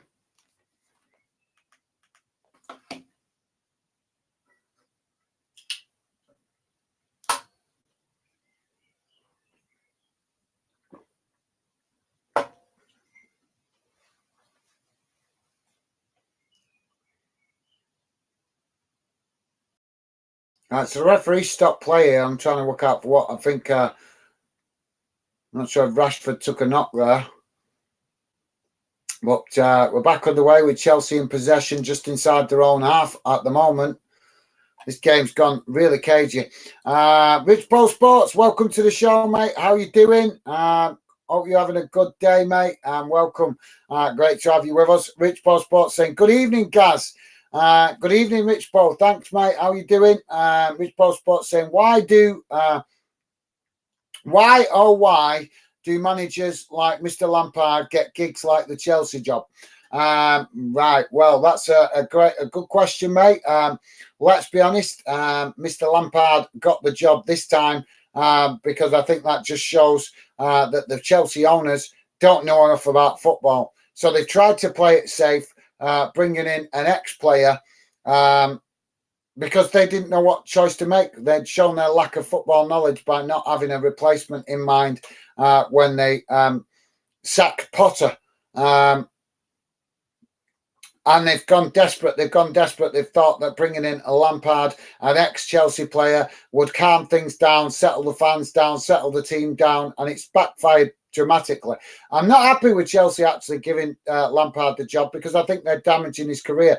I think Lampard needs to get focused on managing a lower league club to get his management career back on track. Because let's be honest, the last couple of seasons, he's damaged it quite dramatically with taking the Chelsea job, then the job at Everton as well. and where he's not done well. I think he needs to go back manage a lower league. In fact, I think once he finishes with Chelsea, I think he needs to take a break, recharge his batteries, look at what's gone wrong at the clubs he's managed, and then take a bit of time to recharge the batteries, and then accept a job in a lower league club or possibly even the Scottish League to get some experience as a manager without that intense pressure that you get when you're a Premier League manager.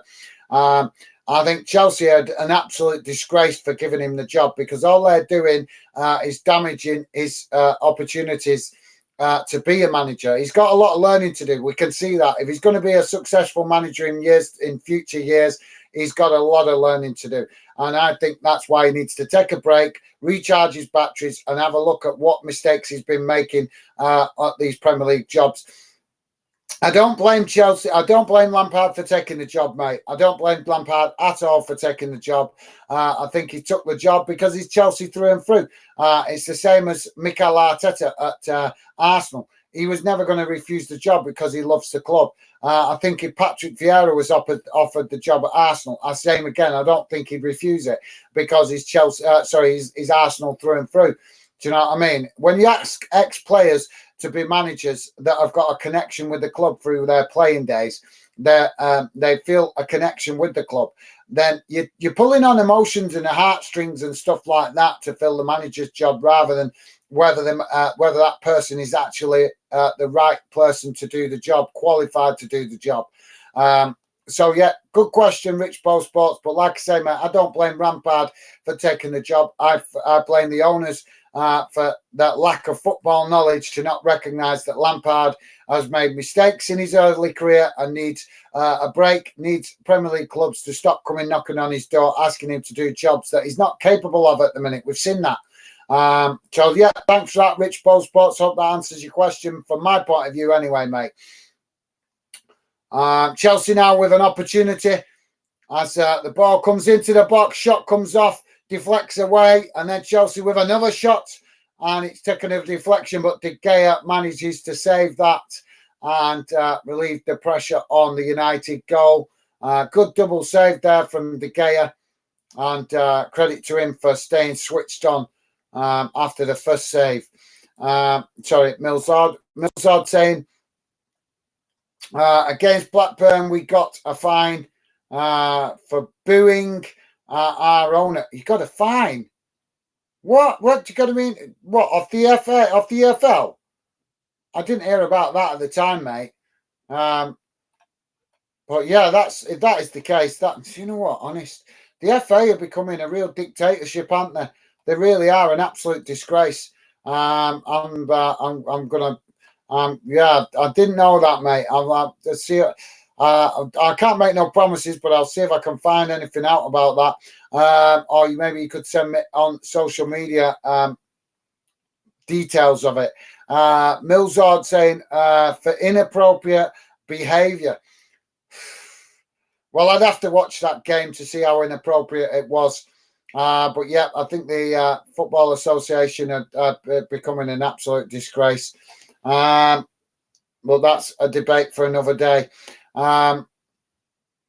United now on the attack as they come down the middle and into the Chelsea box, cut back, and the bad not read very well there, and I think it was Rashford in the centre.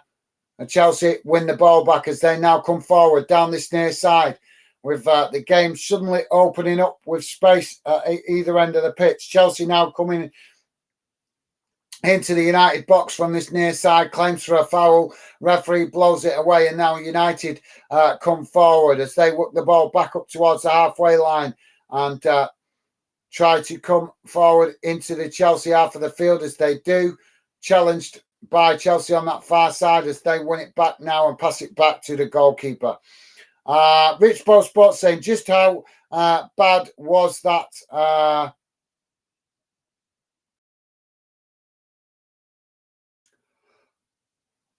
Chalobah tackle on Anthony?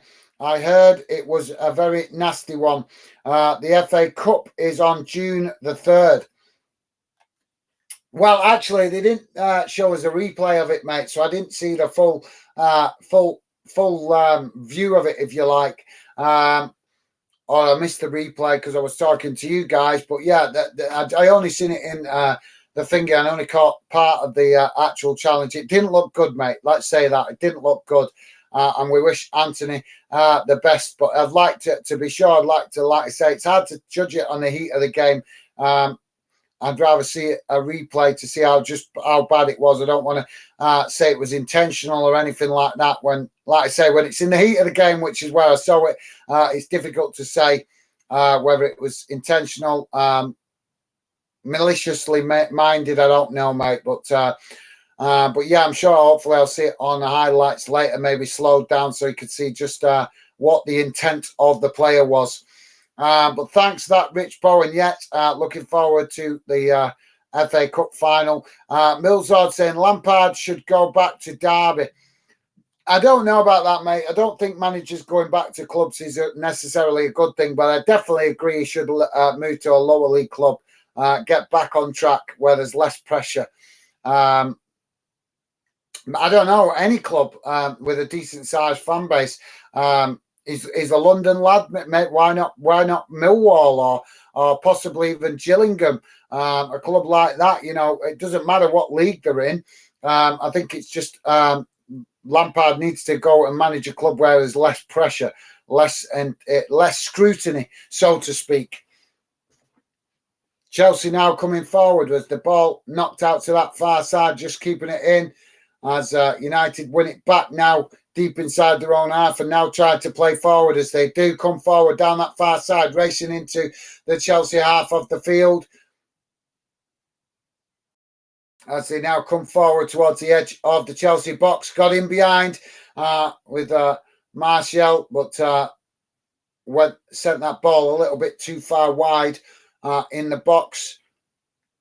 And now United with the possession again.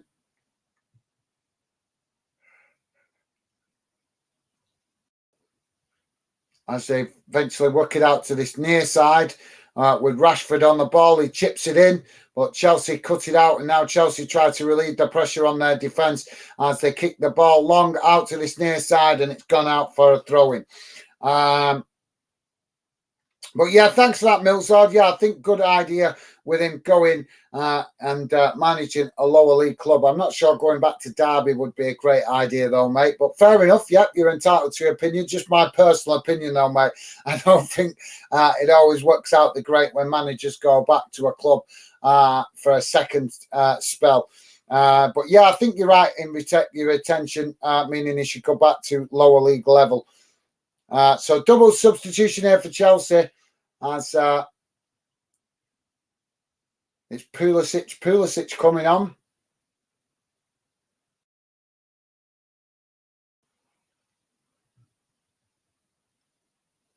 I didn't see the other change there, guys. Ball out again on this near side for another throw-in to United.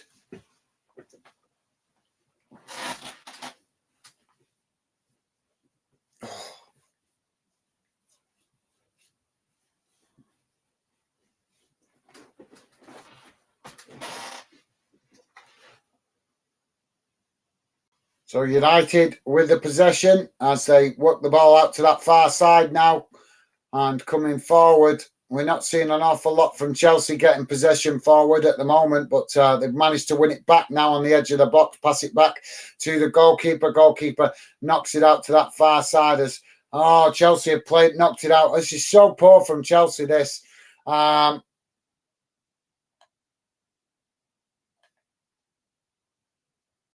Millsap saying it was bad. Okay, fair enough. Yeah, like I said, it didn't look good, but I don't like commenting on challenges like that until I see the replay, and I missed the replay. So I wouldn't want to badmouth a player that it was intentional, is what I'm trying to get at when I couldn't judge it at full speed of the game. Millsard saying got his ankle. Yeah, unfortunately, this is a contact sport, though. Rich Pro Sports saying, hi, Millsard. I agree that Derby could be a good option or a similar type of project. Yeah, I agree that that kind of level of club would be a good option. I'm just not sure in going back to Derby. Derby have moved on now from when he was at the club. And I don't think he'd be well received either by the Derby fans because he's not done well since he left the club, has he? So I don't think they'd be the Derby fans would be too happy about him coming back managing them. In fairness, but yeah, you're right, guys. Millsard and Richpo. I think somewhere that level, but maybe with a fresh club, would be a good idea. Like I say, why not? A club like I don't know, possibly.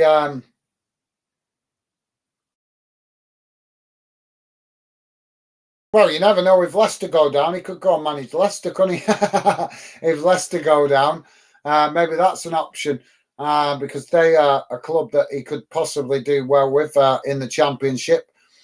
Although I think he'd still have a certain amount of pressure with that. Rich Post Sport saying, thanks for the ankle update, Millsard. May I say how proud I was of England's English fans after this whole Vinny Junior Real Madrid racist situation in Spain. Were you proud too, Fandon? I've not heard nothing about that, to be honest, mate. What's happened? I've been like on autopilot the last few weeks. I've been working so much. I've not had time. I want to get working on stuff for the summer, and I've just not had time, mate. I've been so busy working. I don't want to talk about my work situation. I'm having a nightmare with it at the minute. Let's just say that. But yeah, it's been very absorbing for me in my normal full-time job. So I've not had a lot of time to read about football, to be honest, mate. So what happened with that, I'm not sure. But I would never condone any racism. I've been arguing with fans on Twitter about the German Bundesliga being racist and why Mane wants to leave. A lot of fans are deluding themselves, trying to make out that Mane has just not been good enough for Bayern Munich. Well, that's a load of rubbish. The reason he wants to leave Bayern is because he's discovered that there's a racist dressing room at Bayern Munich, which is an absolute disgrace in this modern day. All those players, if I was in charge of Bayern Munich and there was players in that dressing room that were racist, the first thing I'd do is fine them heavily. And then be trying to get them out of the club because there's no need for that in this day and age. But a lot of fans on social media wanting to delude themselves that Mane wants to leave Bayern because he's not good enough to play for them and all this crap. But the reality is that he's challenged Bayern over the racism in the dressing room and they don't like it. They don't like it. And unfortunately, there is a racist element in that dressing room at Bayern, and it's an absolute disgrace that Bayern Munich are not tackling it. But yeah, I've not heard what's going on in Spain, Rich Post Sport, so you'd have to fill me in, mate. Apologies, I've obviously missed that. I've not been able to read about as much football in the last couple of weeks as I'd like to. I've just been so busy with other stuff. Sure, you guys can understand that with how much I've been intense on the channel the last few months. But now, unfortunately, the summer months coming, I've got to pay the bills, so my work's had to take priority, and I've had to switch off from the football to a certain degree. Millsard saying MLS might be right for Lampard. Yeah, that's a good shout. Yeah, that's a good shout, Millsard. Yeah, you might be right. That because there's a lot less pressure over there because there's no relegation, is there? So yeah, Millsard, that's actually a good shout. Like that, mate. Good suggestion. Top stuff. Yeah, that's never considered that actually. Yeah, we'll have to wait and see if any MLS clubs show any interest in him. But yeah, that's definitely the more I think about that, yeah, I like that. I like the sound of that. But if he wants to get back to the Premier League level at some point, not anytime soon, I think he needs a couple of years out of the Premier League. to establish himself as a manager, get comfortable with his own tactics without him being questioned. You've got to think, young manager like that, how's he going to get confident and trust in his own tactics when he sees every media company questioning his tactics? And his tactics are not working on the pitch, so he's going to question his own ability and his own mindset or his own philosophy. That's a great suggestion, Milzard. I like that, mate. Top one. Top man. Oh, United coming into the box, and we could have a penalty here, guys. Yep, penalty as a challenge came in from Chelsea on the edge of the box on Fernandez, but I'm never convinced that it's a penalty when he's involved. Oh, there's next to nothing, no contact in that. Let's have a look again. There look a lot of contact in that. He's dived. I'm sorry, he's dived. It's minimal contact, guys. It's really difficult. You have to watch the replay a couple of times, but I think there is a very minimal amount of contact. But the player lashing his leg out is what's condemned him. And it's a penalty for United. 72 minutes gone, guys, and we're 2-0. Man United 2-0 up against Chelsea. But yeah, minimal contact there. But thanks for that, Milzard. Joe Marshall, welcome to Football Fan Den, mate. Great to have you with us.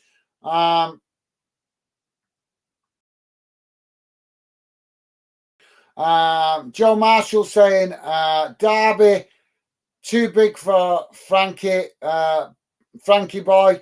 My goodness, time for him to chuck to. Fernandez has scored the penalty. So United 3-0 up now. Sorry, what's time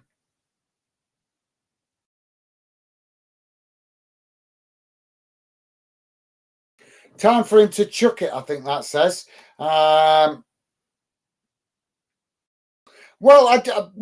Yeah, I suppose, Joe Marshall, welcome to the show, mate, and welcome to Football Fan Den. You're entitled to your opinion, mate. Fair enough. Yeah, I respect your opinion, although I don't agree with it. I don't think it's time for him to chuck it in. I think it's time for him to manage at a lower league level where there's a lot less pressure. Let's be honest.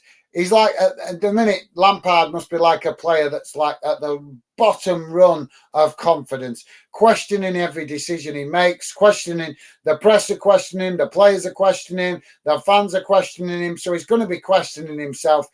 His confidence must be shot. He's got no confidence in his own tactical knowledge, in his own team selection. Because everybody's questioning him. So how are you going to get the best out of a manager? For me, I think he just needs to take a break, recharge his batteries, and think about the mistakes that he's made, and then take a job at a lower league level, or like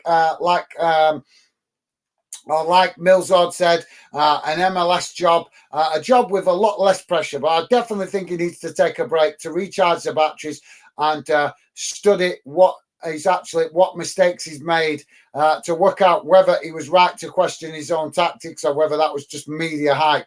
At the minute, guys, we've not got the game going on because we've got players with their handbags out and chucking purses at each other and stuff. I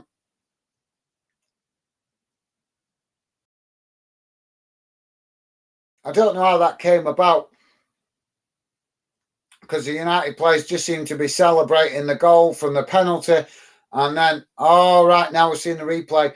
One of the Chelsea players has come over to the United players as they were celebrating, and words have been exchanged.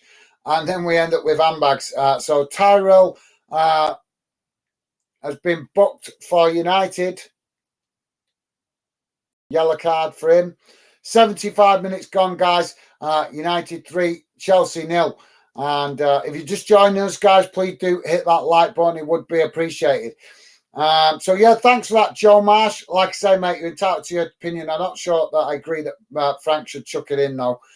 United now on the edge of the box with a shot, but it's blocked by Chelsea as they clear the ball up towards the halfway line. And now Chelsea with an opportunity to get forward and put some pressure on United's box as they knock it forward now in behind the Chelsea United defence, but a bit too much on that cross up towards the United box, and De Gea intercepts it. So, yeah, Enzo also into the referee's book with a yellow card.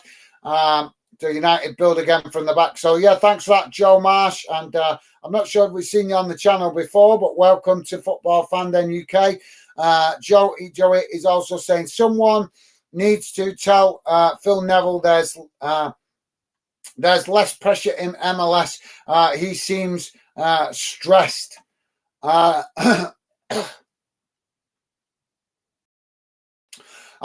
I haven't been watching MLS recently, mate, because it's always on Apple, and I don't have access to that, so it's not easy to watch MLS games. But yeah, fair enough. I'd like to watch more MLS games, but like I say, it's not easy to access it, and I'm already paying out for enough channels to do UK football, and Apple doesn't do any UK football. Millsard saying, yeah, fair enough. Yeah, I'll take you guys' comments for that. I can't judge that, to be fair. I've not seen any MLS football. Millsard saying, UCL for United. Yeah, Champions League coming for United. As United now come forward down this near side, it's Rashford with the ball as it's played long, and he plays in one of United players as they Rashford with a shot from the edge of the box, and it's well wide of that far post. Rich Post Sports saying some Valencia fans were making monkey actions and calling Vinny Jr. a monkey. He called it out, and action has been taken. At least such behaviour is not accepted here. Respect, education, and penalties are the key, mate. Oh, sorry. United have scored again with a fourth goal. Sorry, Rich Ball was reading your comment there, so I've missed the goal. I'll come back to your comment in a minute, mate. Just let me see the replay. But yeah, Rashford scored for United. It's all going wrong here for Chelsea. They're falling to pieces. Come on, let's see the replay. So, yeah, Chelsea trying to play out from the back. Oh, what are they doing? Oh, no. Oh, that's really bad for Chelsea. So they was in possession in their own box. One of the Chelsea players has tried to play it to a teammate across the other side of the box. Misplaced the pass, and he's played it right into the feet of a United player who has then passed it on to Rashford. Rashford, a shot initially, the goalkeeper did save it, but the deflection comes straight back to Rashford, and he's basically got an easy tap in. So United with 4 goals, United 4-0 up, and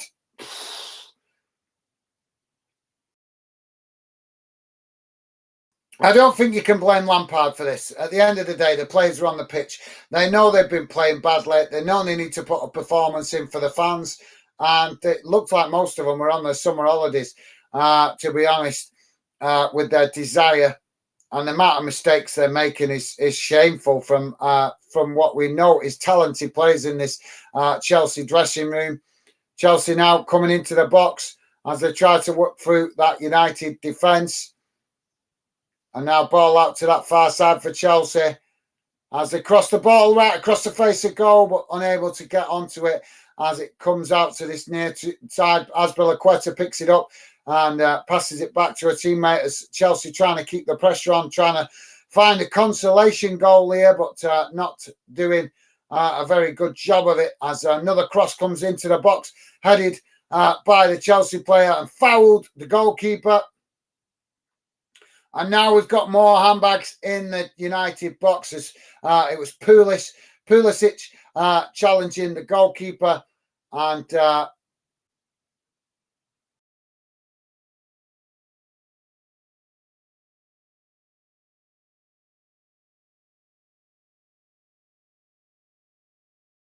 Yeah.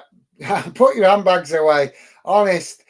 He's got the right to challenge for the ball. Pulisic has tried challenging the ball as it was coming straight to the goalkeeper. He's got higher than De Gea, but he's also took out the goalkeeper. So I don't know. He's got the right to challenge for the ball, but that definitely looked like a foul on the goalkeeper, no question. So yeah, sorry, Rich Paul. Mate, I have got no time whatsoever for racist fans. Absolutely disgraceful. And unfortunately, as much as we keep hearing in Europe about how bad the English fans are, they like to criticise England fans. And yes, there is still a problem with racism in England, unfortunately. But I think the problem with racism in football is far worse on the continent, in countries like Spain, Italy, and particularly Germany as well. It's an absolute disgrace, mate. Those fans making monkey chants, if they can be identified, should be banned for 12 months, 2 years, whatever. Make them rethink. I don't understand anybody being racist in this day and age. This is not the 1800s. This is 2020, 2023, for crying out loud. Why can't people wake up and smell the coffee? Go home. The internet's there. Go and study history and learn what racism has achieved in history. It's achieved nothing. Absolutely nothing. All it's achieved is division, prejudice, hatred, and it achieves absolutely nothing. I've got no time for anybody that is racist in this day and age. Absolutely no time for it whatsoever. It's brain dead people that just don't have the intelligence to recognize that there's no place for it anymore, and to make themselves feel better about who they are as a person or what club they support. They show racism, prejudice against others, and it's all to try and make themselves feel better about themselves. And in the reality, they are the scum of humanity. Absolutely. Anybody that is racist in this day and age, to me, is the dregs of humanity. And that's all I've got to say about it, Rich Paul Sports. I hope those fans get banned by their club for at least 12 months, 2 years, something like that. Make them, starve them of football, might make them realise and recognise how pathetic they are, how immature it is, and how uneducated they are. That's the thing. These people that are racist are uneducated because they haven't clearly learned their history about what is great. I've no time for it. It angers me so much, guys, when I see in this modern day fans being racist, anybody being racist. It's like, go and study your history. Study what has happened in history and what division it has caused. It's an absolute disgrace. I've got no time for it whatsoever. But unfortunately, there is still countries in the world that allow that prejudice. And one big country that's massively guilty of it is America.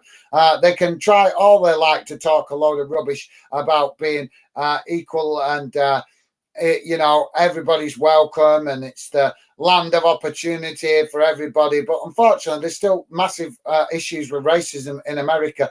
And as long as that's not settled, it has a knock-on effect to other countries that think it's perfectly okay. And some countries like Spain, Germany, they've still got them old racist values within their society, and it's an absolute disgrace. I've got no time for it.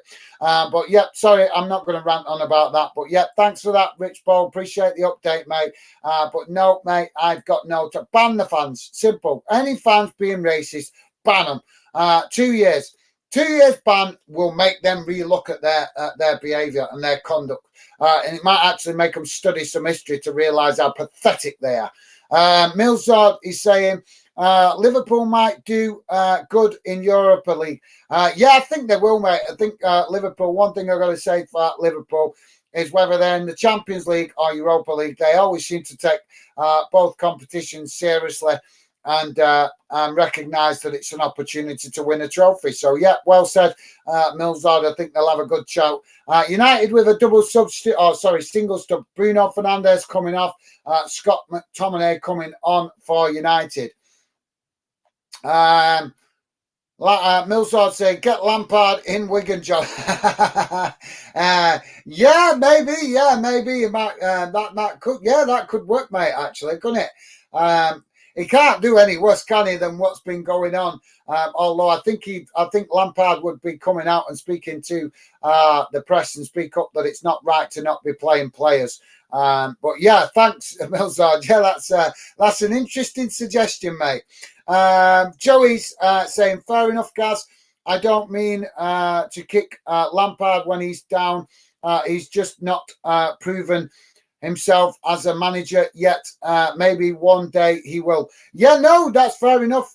Yeah, massive respect to you, Joey Marsh. That's a great comment, mate. No, fair enough, mate. That's yeah. Like I say, mate, I think he's questioning himself. His confidence is low, and when his team just keep losing, he's going to be questioning himself. So I think he just needs a break, mate. I think he needs a break. Take 6 months off and recharge his batteries. Study what he's done wrong. Study what's gone wrong, and then go again at a club with less pressure. Definitely needs a 6 month out, doesn't he, mate? I think. But no, top comment from you, Joe Marsh. Love that comment, mate. Massive respect to you. I love the respect in that comment. And yeah, thank you, mate. I agree. He hasn't proved himself, but how's he going to prove himself when he's going to be questioning himself and he's getting jobs? Like I say, he was never going to refuse the Chelsea job because he's got Chelsea in his blood, and it's in his heart. And it was, as we all know now in hindsight, that it was a foolish decision for him to take that job. But he was never going to refuse it because he loves the club. So he's always going to believe that he can try to do good things for his club. But as we know, like I say, looking back in hindsight, we can all say now that it was a foolish decision for Lampard to take that job. And like I said, I think we all agree he definitely needs at least 6 months out of the game to just recharge, take a break, and study what has gone wrong at Everton, Chelsea, every club that he has managed, even Derby. What mistakes he made, because let's be honest, guys, he's a new young manager and he's gone from one job to another with next to no breaks in between. How is he meant to learn from the mistakes if he's taking no breaks, if he's straight into another job straight away? How is he meant to study what mistakes he's made and learn from them? He's not, because he's going chucking himself. It's like, you know, you don't, it's like putting your own hand in a fire, isn't it? You wouldn't do it. You know, you wouldn't do it. You did it once, you'd learn from it. And Frank Lampard is not getting that rest. He needs to learn from the mistakes that he's made. And yeah, like I say, massive respect to you, Joey Marsh. I love that comment, mate. Top respectful comment. Thank you. Top man. Rich Post Sports saying, chucking purses. Yeah. Well, they're getting their handbags out, mate, chucking purses at each other. So, yeah, Mitch Postport, I think, liking that comment. I'm just trying to describe it to you guys without swearing. But, yeah, thanks for that, mate. Chelsea now on the attack down the middle. Shot. Oh, and they've scored! Shot from the edge of the box. And straight down the middle, cut United wide open there, and not really going to make much impact on the game, guys. But yep, good goal that from Chelsea, straight down the middle of the park, done it all on himself. Found United with only 3 men behind the ball, and he got the shot off, and De Gea unable to save it as it went in on this on the far side post. Or close to the far side, but he kept it low and along the ground. Why couldn't he have scored that goal earlier? At least then we would have had a bit more of an entertaining game. United now on the attack, the other end of the field as they now get in behind. And now United, oh, and it's good shots as the goalkeeper there has just managed to get a foot to it, and he sends it over the bar. But yep, good opportunity that by United. Who is this lad that's playing with a blonde hair? I don't know him. I don't recognise him, but he's definitely been quite active for United. Is he one of the youngsters? Or is it an existing player that's dyed his hair or something? I don't recognise him. 4 minutes added on time, guys. And we've got a corner for United on the far side. Just let's see this corner, guys, and I will come back to your comments. So United take the corner, taking it short, knocking it out, as keeping it on that far side. As now, I think they're maybe just going to run the clock down as they play it back into the centre of the field and out to this near side now as Chelsea win back the possession, and now Chelsea with the opportunity to hit United on the counter-attack as they do. Long ball forward, up looking for the Chelsea forward players, but I think it's Pulisic there, challenged by United, and United win it back. So I'm not sure. United just playing slowly now. So thanks for that, Rich Postport. Millsard saying, don't always blame managers. Well said, Millsard. Absolutely. Yeah, managers definitely need to take an element of blame and always do. But yeah, that's, I think as true football fans, we have to, yes, we're right to criticise managers and stuff, but we also need to sometimes criticise players that don't put in the performances and accept that players contribute sometimes to a manager's downfall. United with another opportunity there as Rashford coming in from that far side, getting a shot off as Chelsea will build again from the back. But yeah, well said, Millsard. Like I say, managers definitely deserve a lot of criticism when it's deserved. Yep. But we also, like I say, players deserve criticism as well. I agree, Millsard. It's not always the manager, is it, mate? So well said, top man. Millsard also saying, I would ban racist fans forever. Well, yeah, fair enough. I'm thinking, mate, my thinking is that if you banned racist fans for like 2 years and they know that they could come back to that club, but they're going to be watched when they come back after 2 years ban, that might make them look at their behaviour. Just banning them for life wouldn't make them look at their behaviour. If anything, they're going to be more hateful for getting banned from their club. But if you actually banned them for 2 years, that's 2 years of no football, and then they know that they're a marked man, so to speak, or a marked woman, whatever you want to call it, because the club know that they've been racist and that's why they've been banned. They're going to take a look at their behaviour. How do you get people to improve their behaviour and learn from what's wrong in their mentality, like being racist? You got to give them. What's the word I'm looking for? You got to dangle the carrot, so to speak. You got to give them an incentive, and I think the best incentive you can give to a racist fan is ban them for 2 years. Try and get them to learn. If they come back and carry on being racist, that's when you ban them for life. If they don't learn from it. My thinking is ban them for 2 years, might make them take a look at themselves, look at why they were banned, realise that it's wrong, that there's no time for it in this day and age, and then they might come back as a better person. Because the incentive's there that, yes, you can come back to your football club in 2 years, but you better come back as a non-racist fan. If you don't do that, you're going to be getting banned from life for life. I think that would be a better approach, mate, to try and get people to learn that it's, these numpties that don't seem to have the intelligence to realise that it's no time for it, no place for it in this day and age.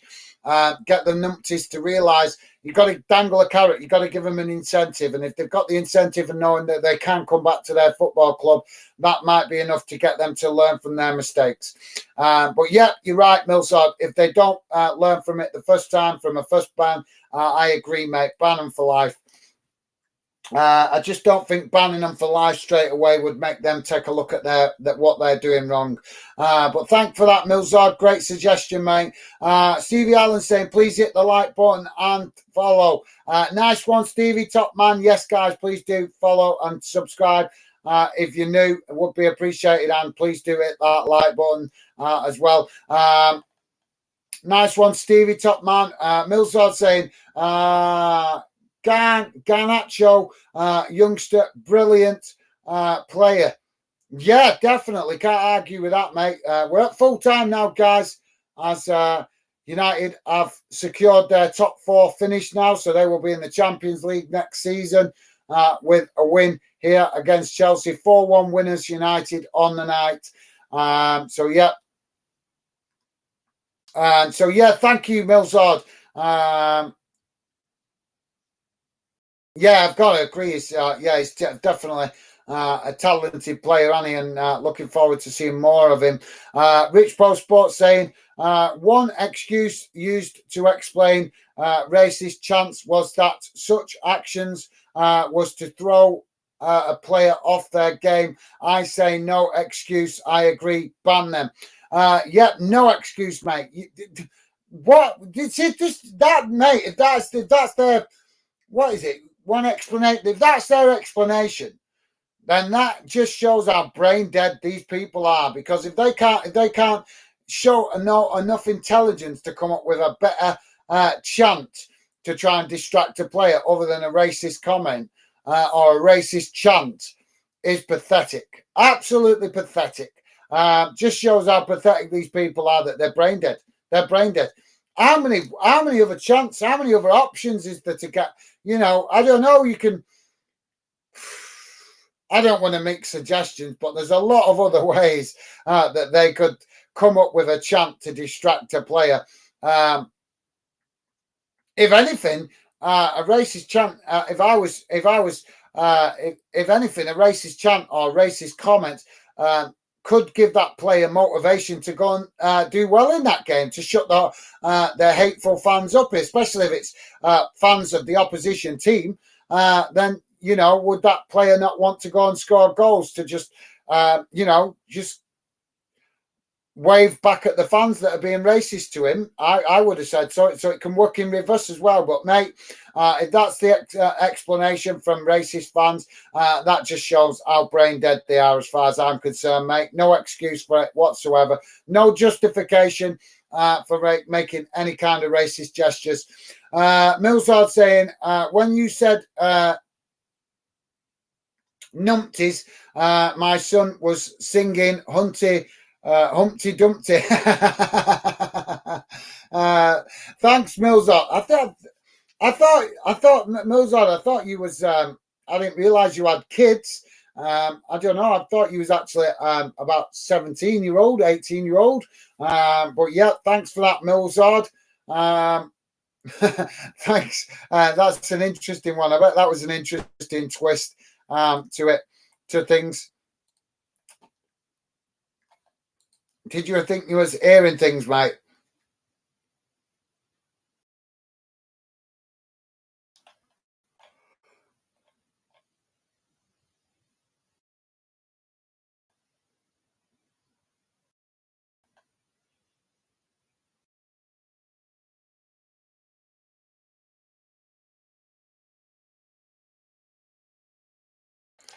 So, sorry, guys, just trying to refresh that stupid page. So thanks, Millsard. Like I say, apologies, I didn't realise that you was older than that. Millsard saying Sunday was meant to be son was meant to be son. Son. Yeah, no worries, mate. Yeah, no worries. I got that, mate. But no, thank you very much for correcting that. There we go. I'm going to read. If you guys got any final comments, please get them in now, guys, because I'm going to jump off quite quickly tonight because I've got to, like I say, I've got to be up early in the morning. Unfortunately, I've got to go to a funeral. So I'm going to be up early in the morning for that. So I don't want to be on late tonight. Apologies, guys, but unfortunately, I got to go and pay my respect to one of my friends that has passed away, and it's his funeral tomorrow, so I'm not happy about going to it, but that's life. Rich Post Sports is saying it's a what? I think that's meant to say tough. It's a tough decision to pick a manager of the season in the Premier League. Eddie Howe, Arteta, Steve Cooper, Pep, and Zebria, and all contenders are all contenders. Could we include Ten Hag or anyone else? I don't know. I don't think Ten Hag could be manager of the month or manager of the season.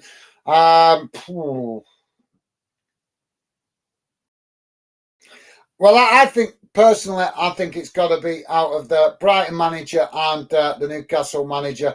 For me, the best manager of the season.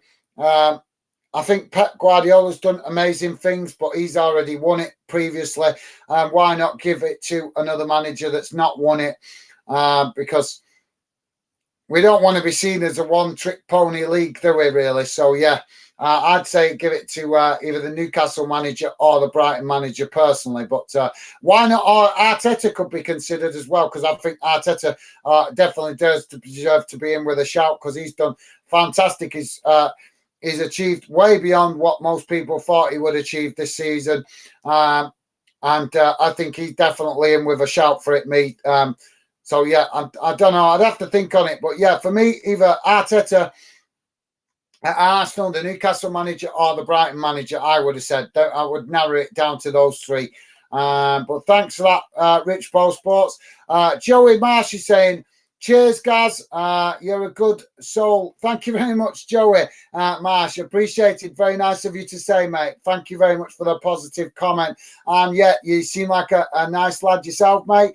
It's been a pleasure having you involved tonight, and look forward to hopefully enjoying some more football debate with you in future streams. But yeah, take care, mate. Thank you very much, and look after yourself. Stay safe, and I look forward to seeing you again on another stream in the future, hopefully, mate. Millsard saying, my new house is nice, plus sorry for your Gaz, about your friend. No worries, mate, no worries. It's just one of them things in it, but I'm just not looking forward to it. It's been playing on my mind all day that I've got to go to this funeral tomorrow, and it's under difficult circumstances. Let's just put it this way. He's gone before his time. He's gone way before his time, but I'll be glad when it's out of the way. It's never nice to go. And obviously, I want to go and show my respects, but as I'm sure you guys would agree, it's never nice going to a funeral. Never nice, especially when it's somebody that's passed too young. But yeah, thank you very much, Milzard. You are a top man, and I appreciate the positive comment, mate. Thank you very much. And Milzard also saying, rest in peace. Thank you, mate. Yeah, absolutely.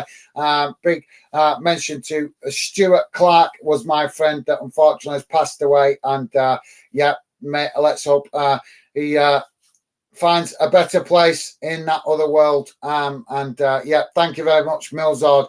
Very nice of you to say, mate. Top man. Love that, respect, and thank you.